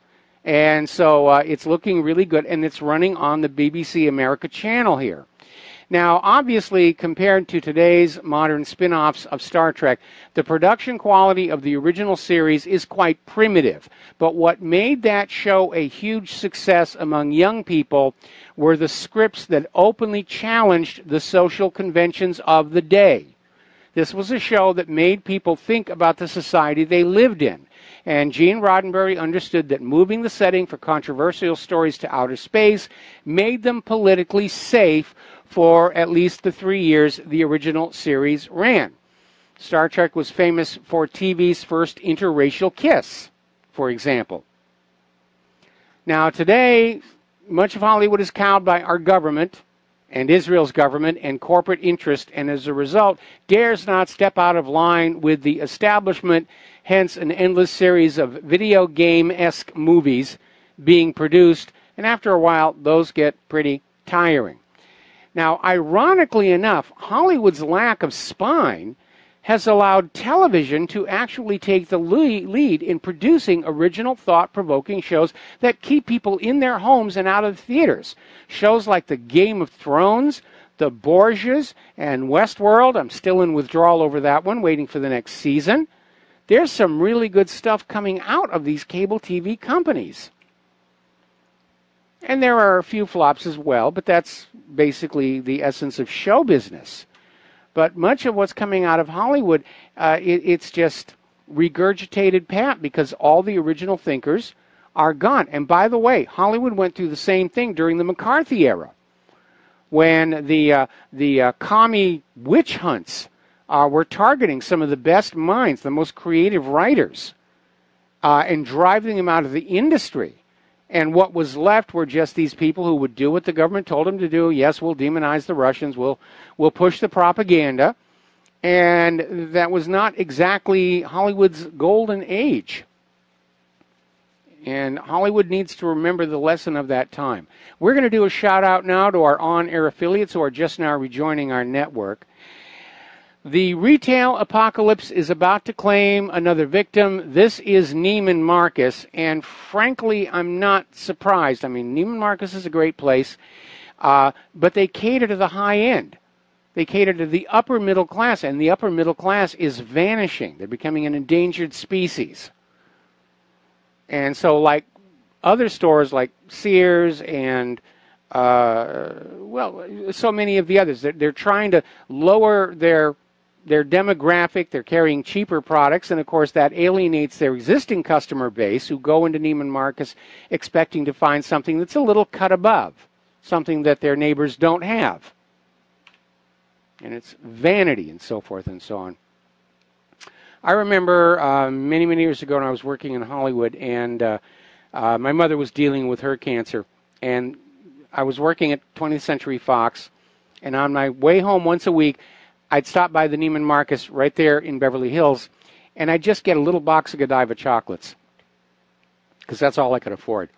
And I would take them home to my mother. And I found out after a while that the big thrill for her was not the Godiva chocolates, which were very good. It's that she got to use that Neiman Marcus bag to put her lunch in when she was going about and doing what her things, and that was like the big thrill for her. Okay. Another article on the de-dollarization accelerating. China readies yuan price crude oil benchmark backed by gold. That is a major, major event. So let's turn to immigration and Brexit and the rest of it. The European Union has dismissed the Hungarian request for solidarity over border controls, saying we won't support fences. And last Thursday, Hungarian Prime Minister Viktor Orban sent a letter to Commission Chief Jean-Claude Juncker asking for 400 million euros, representing half the amount that the Visegrad nation says it spent on border protection measures, which include erecting a 110-mile fence along the border with Serbia and another with Croatia. But a spokesman for the Commission refused the request, telling Hungary fences are not something Brussels is prepared to back. They will secure the external common border, but they still want the internal member nations to not have any border controls whatsoever, even though many of these nations are now suffering tremendous hardship from the out-of-control refugee crisis. Now, Peter Mandelson is pledging serious political trench warfare against a potential Brexit bill. And apparently they're back to saying there has to be a second referendum, and yes, we tried to cheat the first one and we failed. We need a second referendum, and we're going to cheat twice as hard to keep Great Britain enslaved to the European Union. Meanwhile, Angela Merkel has apparently reversed her previous position regarding Turkey joining the European Union and is now saying she will work to prevent it. That's not unrealistic when you look at Turkey's recent behavior, where they're acting like the loose cannon on deck. They're clearly pivoting away from Western interests. And so I think it would be indeed be very, very reckless for Turkey to be made part of the European Union. Now, the Rutherford Institute is challenging the expansion of government speech doctrine and disputes the claim that First Amendment doesn't apply to highway rest areas. What the federal government is trying to do is say that free speech is limited in where it can take place. Remember the free speech zones and how ridiculous that was? You can't protest in front of these buildings. We're going to set up this little fenced area over there, and you can go scream your head off all you want. But apparently the Rutherford Institute has asked the U.S. Supreme Court to reverse a lower court ruling that puts highway rest areas off limits for First Amendment activities. And apparently it's asking the Supreme Court to review the case of Vista Graphics versus Virginia Department of Transportation, which allows the Virginia Department of Transportation to restrict the content of privately authored, illustrated, printed, and funded travel guides distributed at highway rest areas and welcome centers. In other words, the highway rest areas, the maps and everything there, have to be government approved, probably to try and boost tourism. Now, very often, we certainly see here on the internet that there are guides that are out there saying that you probably want to stay away from certain places of business because the food is bad, the service is lousy, and now those businesses are trying to fight back against freedom of expression, saying it represents a restraint of trade, that they have a right to do lousy business and not be called on it, which is another indicator we're living in a fascist economic dictatorship.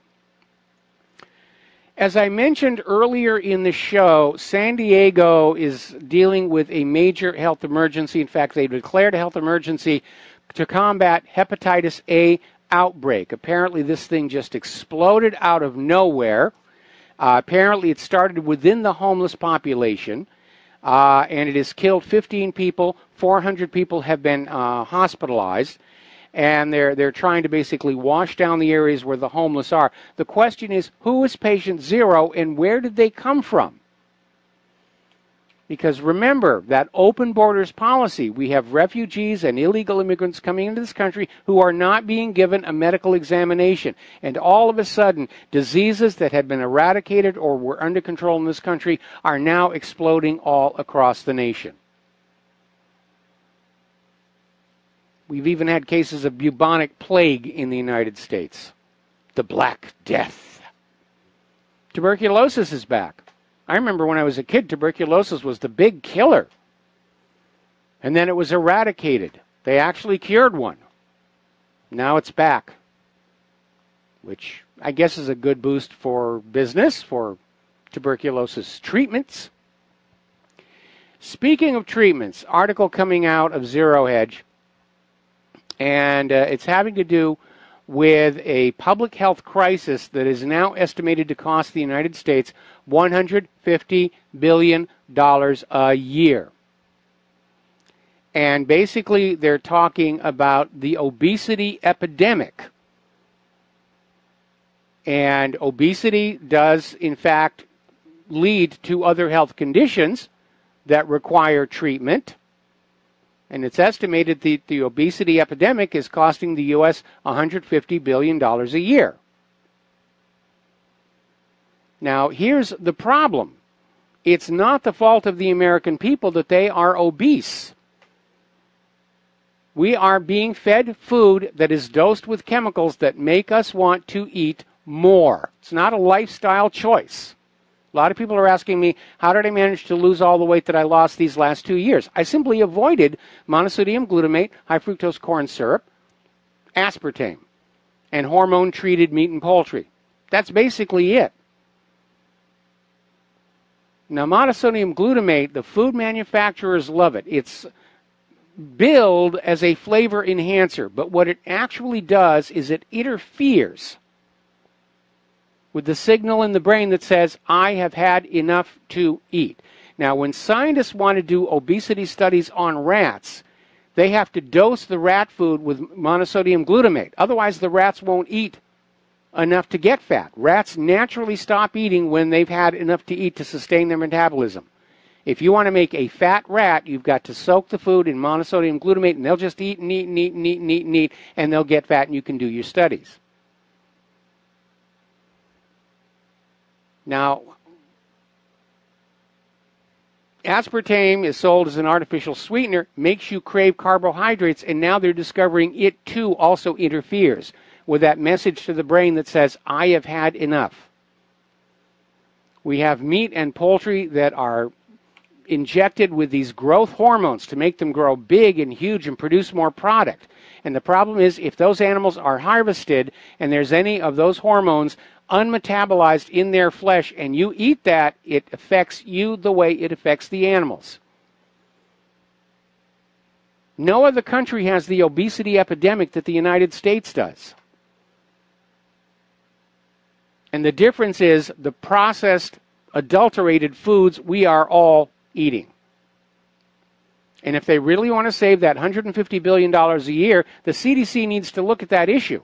They probably won't, for the same reason that they don't look at GMOs or vaccine contaminants.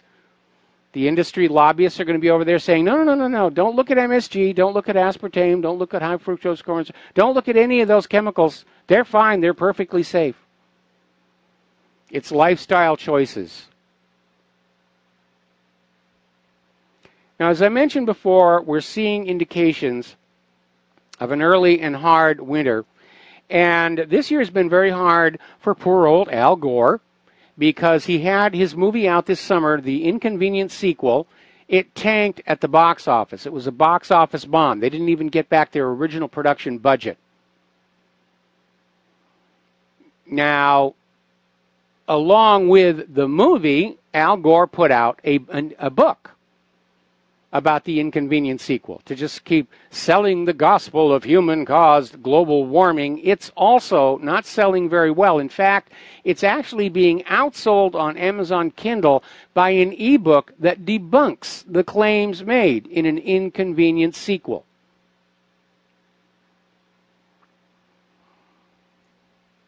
Meanwhile, NASA, NOAA, GISS, and IPCC are finally being persuaded to release their raw data. And the data is showing that there's nothing unusual at all about current temperatures. This is what we're supposed to be getting. We're not unusually warm. In fact, if anything, we are, in fact, cooling. We're going into a new Maunder minimum here. All right, we're going to take a break for commercials. Join us on the air, 800-313-9443, and we'll be right back. And aloha, America. Welcome back to our show here. Now, do you remember a gentleman by the name of Haddow about 2 weeks ago announced that he and his crew were going to sail 2 50-foot yachts to the North Pole to demonstrate how much open water there is up there instead of sea ice. And it was going to be the first time anybody had actually sailed to the North Pole under sail. Well, 15 days in, and they had to turn back because they met solid ice. Imagine my shock. We've seen so many of these. They go down to the Antarctic or the Arctic. We're going to document that it's all melting, and then they get stuck in the ice, so they have to turn back here. All right, let's see. We're going to grab a phone call. Al in Canada. Aloha. Welcome to the show. What's on your mind? Hi, Mike. As usual, I was around listening to Dustin in New Jersey. I loved what he said about throwing socks at the enemy. It's a beautiful thing. I sent you an email, and what it is it's supposed to be, some kind of historical database where you can go back a month or two anywhere, in Canada. I'm not sure about the rest of the world, I suppose, and find out what the actual temperature was. And, what the historic temperature was. So, apparently, they're growing bananas, I think, in British Columbia or Vancouver in Canada. No, it's a lie, because if you go even further south in Seattle, it's been, actually a very cold summer, hasn't it? Yes, it has. I'm looking at the page you sent me right now. Yeah, so, a couple of days are warmer. A lot of the days are cooler. And if, we're going through this global warming thing, shouldn't it be, a lot warmer than 25 Celsius? Well, what the global warming people always say is, well, yes, it's cold where you are, but trust us, everywhere else it's just scorching hot, and they love to go on out there and find, one place on the entire planet that's got like a 120-degree temperature, and they love to go to those airport weather stations because they can get really high temperatures there because those weather stations are right in the middle of the runways, with all these jets belching out burning kerosene. So, of course, it's going to be very, very hot in that area. And what they don't mention is that over this last year especially, the total number of days where there were temperatures over 100 is considerably less than it was just a few years ago. I mean, it would make sense to me that would happen if, in fact, CO2 causes this insulation factor where the energy from the sun hits our planet, and it has a harder time, being reflected back because CO2 is holding it in. But anyway, it's just another testament to the fact that there is no economic growth happening on this planet, really. They can paper it over as much as they want, and it's still not going to work, because all the money's going right to the top. People like you and me, we're not spending it because we don't have it. Yes. And we're the majority.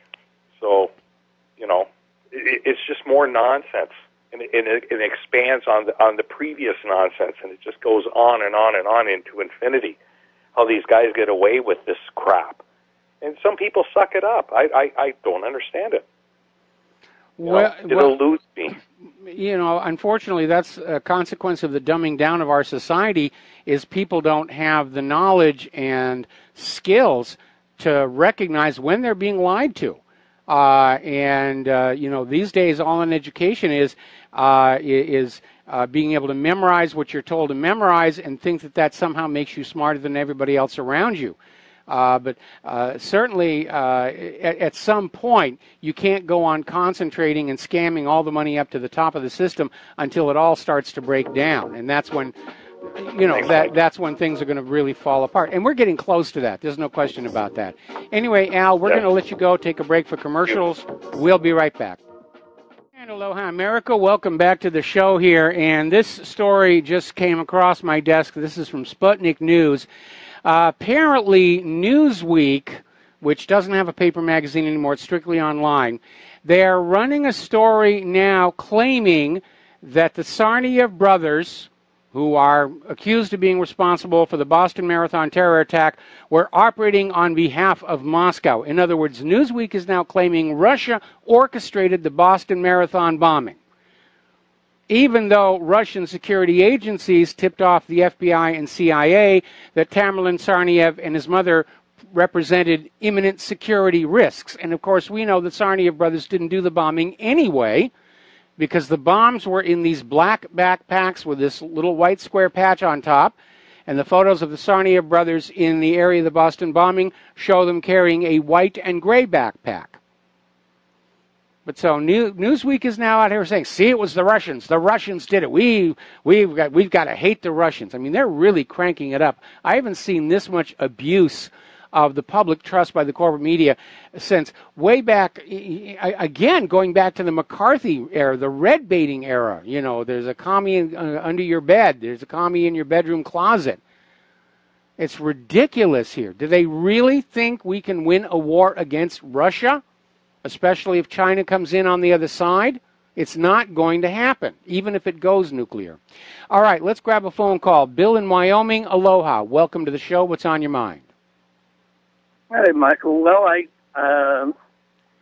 there's a story on a website called fireaviation.com that says that your air tanker flew on Tuesday, fighting a fire up by Oroville, California. You mean the 747, they finally let it into the air? Well, it wasn't a matter of letting it in the air. It's a matter of getting it in the air because of all of the silliness, apparently, with permitting and such. Well, I'm sure glad they got that thing going because they really need it. I mean, because the airplane is at it's been all over the world. It's been all over the world. The problem is they haven't been able to get it permitted and insured and contracted and all of that silliness in this country for years and years and years. And then on the Telegraph website over in the UK, there's a story about Typhoon Haiku slamming into Shanghai and China's east coast. Okay. That's the first thing I've heard about a typhoon anywhere. Why is this not making it even onto our alternative news over here? Well, I'll be very honest, it's the first that I've heard of it, and unfortunately, like most Americans, I tend to focus on what's going on with the United States and the various wars. But we know it's monsoon season over there. It's been very, very difficult. We did hear back from our friend who's over there in Nepal right now, and she's safe. But yeah, they get some nasty ones over there.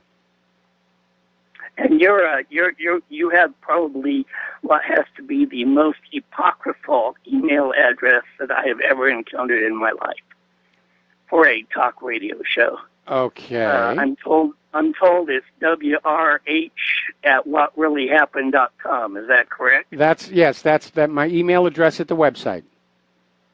Okay, I would have sent you the URLs for both of those stories rather than calling you, but I couldn't find the URL or the email address. Well, I'll take a look for them after the show is over. That typhoon does deserve some coverage. We did report on the monsoons in Nepal, though. Okay, very good. Have a fine day. All right, thanks an awful lot. You do need to understand, Claire and I disconnected from the web starting Friday morning last. And yes, we did promote and do a little work on the web through the weekend here, but mostly we just kind of stayed away. So we're still getting back up to speed on what's going on in the world today.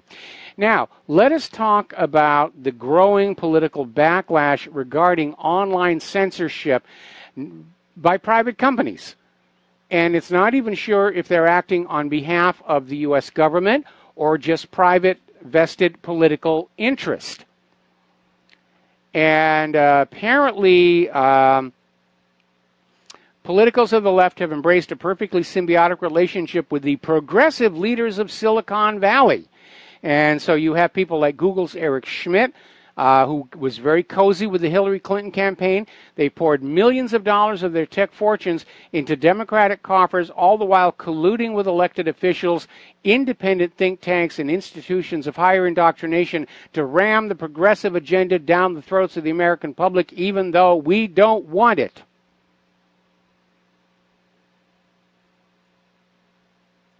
And there's a political backlash growing against it. In fact, Google is starting to lose allies across the political spectrum, because it's one thing to engage in very covert attempts at censorship by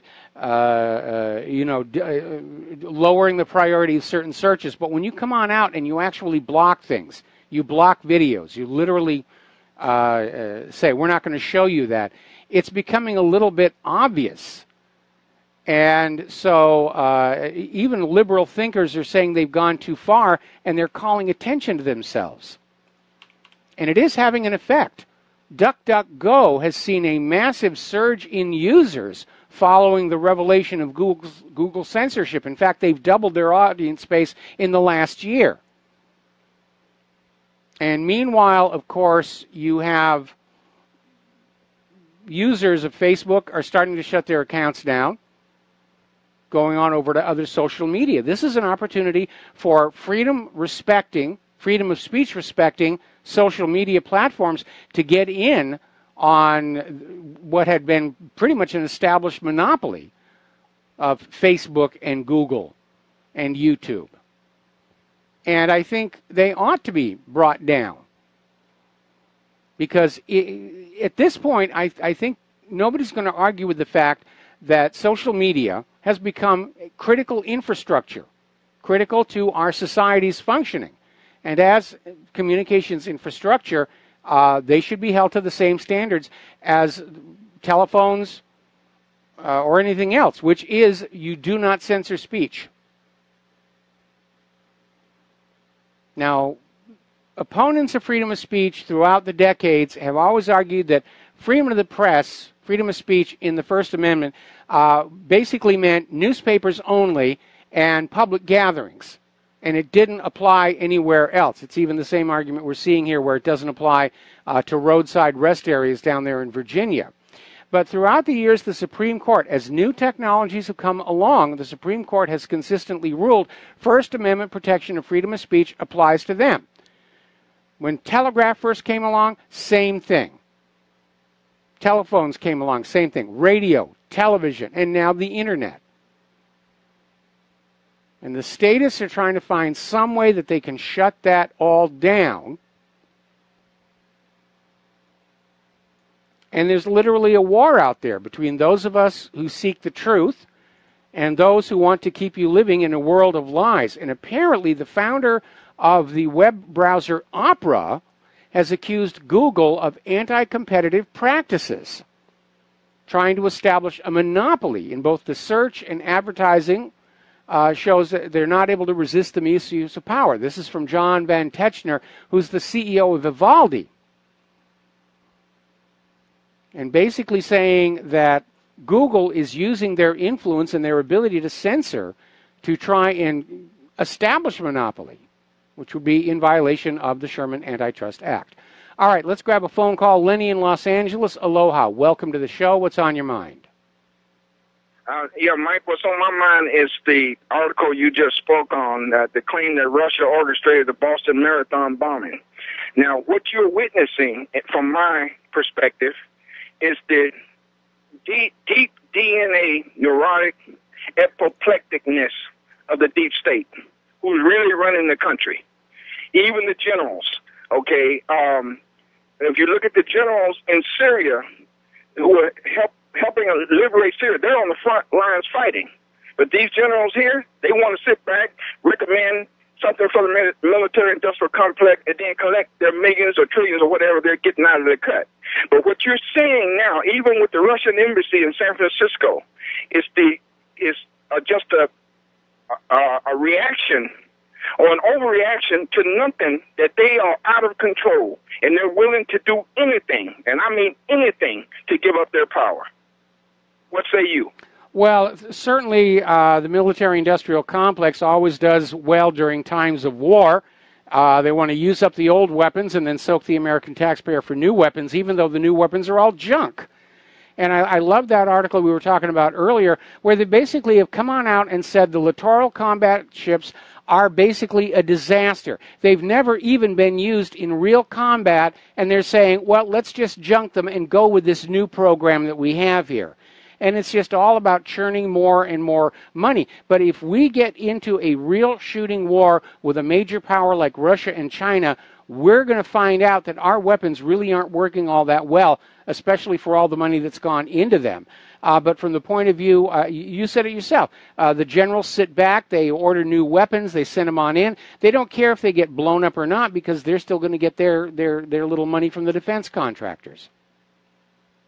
Correct. And but what at the first part of my conversation, what we're witnessing, they don't care if they lose against Russia, China. But this is what happens when you have an insane asylum of people running the asylum.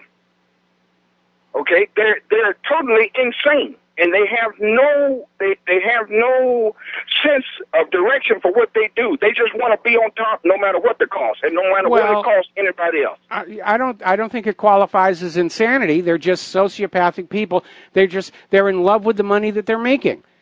They've got themselves a sweet little deal, and the more they push for war, the more money they're making. And from their point of view, that's a perfectly sane thing to be doing. Yeah, demonically insane, but insane. All right. I appreciate the call. All right, thanks an awful lot. We're going to switch over to Kathleen in Olympia. Aloha, Kathleen. Welcome to the show. What's on your mind? Hi, Michael. Well, it's been preying on my mind since I read about the United States seizing and inspecting the Russian consulate buildings. Yes. In San Francisco. Yes. I don't know if you already mentioned that today. Yes, we did earlier. Oh, okay. I'm watching you on YouTube. There's a time lag there. So anyway, it was concerning to me. It sounds like they've ramped up the war drums considerably by doing that. They're trying to provoke Putin into doing something that can be seized on to basically move toward a more militant posture against Russia. Like I said, Newsweek has just come on out and claimed that Russia was ultimately behind the Boston Marathon bombing. And really? Yeah, I'm not kidding you. The Newsweek's online version just came on out and said that Tsarnaev brothers were working at the direction of Moscow. And again, look for what should be there and isn't. And what isn't there is a reason for Putin to do something that's stupid. Yeah. And, there's always wild conspiracies saying, it's really Russia behind the weather weapons causing the hurricanes. And, people speculate. And it's hard, you never know the real behind the scenes, whatever's going on. But well, what's going on is they're trying to get the American people to hate Russia, hate China, hate North Korea, and they're not really finding anything that's getting them any traction because the American people have just been lied to so many times. We know we've been lied to so many times. We're just not listening anymore. Mm-hmm.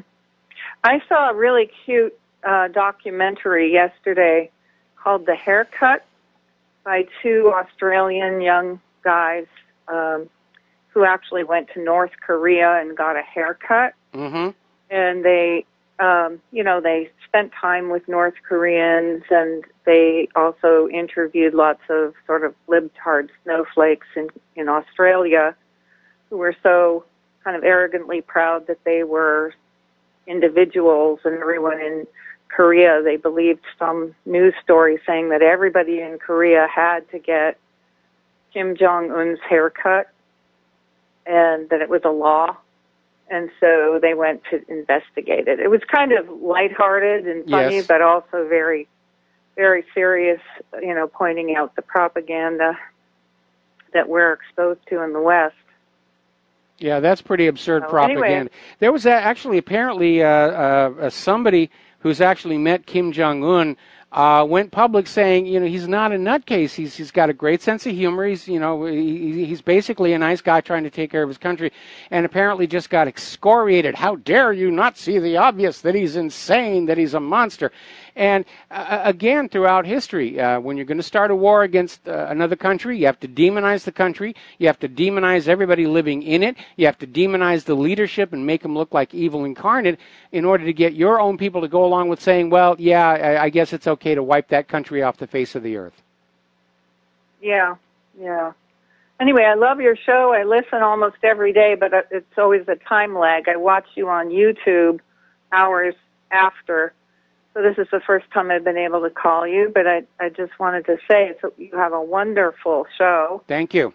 And we learn a lot from you. It's amazing how much news you must sift through even when you're not on the air. Yes.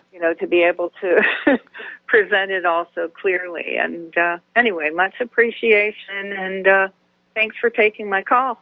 All right, well, thanks an awful lot for the phone call, and we're going to let you go here. Now, getting on back to computer news here, apparently there have been data breaches all over the place here.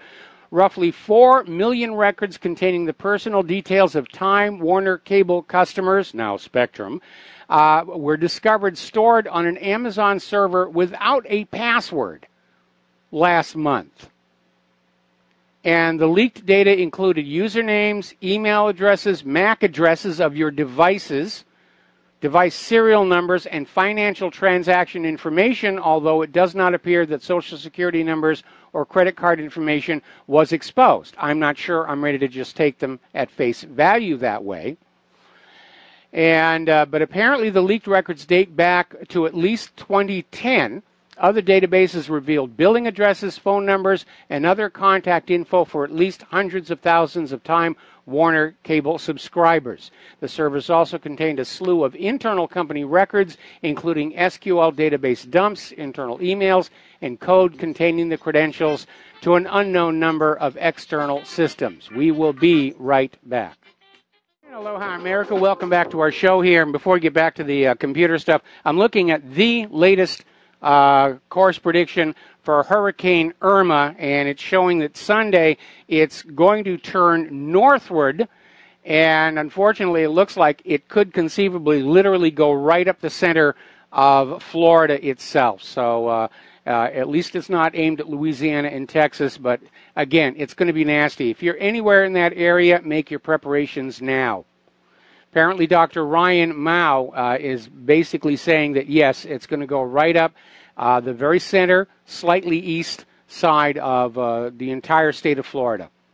So it's going to be nasty. Now then, getting on back to computers. Apparently, thousands of files containing the personal information of U.S. citizens with classified security clearance have been exposed on yet another unsecured Amazon server. The sensitive information of an estimated 9,400 job seekers, mostly military veterans, was stored on an Amazon Web Services S3 storage server that required no password to access. Way to go, Amazon. Really, really good job. Now, if you have an account on Taringa, which is known as the Latin American Reddit, your account details may have been compromised in a massive data breach that leaked login details of almost all of its over 28 million users. It's wide open out there. This is a global scandal and disgrace. Now, apparently over in China, there was a man who was selling VPN software, virtual private network software. He's been sentenced to 9 months in prison by a Chinese court. And apparently the concern is the software supplied by the man allowed the public to circumvent China's Great Firewall while allowing information to pass without being spotted by China's net sensors and spies and everything. That's what VPN software will do. So, yeah, they're cracking down there on that stuff. Story coming out of Investment Watch blog. Apparently somebody did a study on the performance of Apple iPhones, especially when the new iPhones are introduced, and they noticed a dramatic slowdown. And so the indications from this study is that Apple deliberately slows down its older phones so that you will be more inclined to buy the new ones. And I'm not that surprised. There have been allegations that many software companies, when they come out with the newer version of whatever it is they want you to have, will send out a signal that tells your existing installation to just kick on back and be kind of slow about it. Last Friday, there was a 3-mile-wide asteroid that skimmed past the Earth, and they discovered at its closest approach, this asteroid had its own 2 moons that were 1,000 feet across. So, kind of interesting things that were going on out there. All right, there's the music. Time for me to get on out of here. I got to do the Jim Goddard show up there in Vancouver. We'll be back here tomorrow on the Republic Broadcasting Network. Please stay tuned for John Stadmiller's show. He's got a bunch of interesting guests to share with you. And please take what you learn here and on the website, share it with everybody that you know. We still need to push back against this tsunami of deception in which we find ourselves. We'll be back tomorrow. Aloha, America.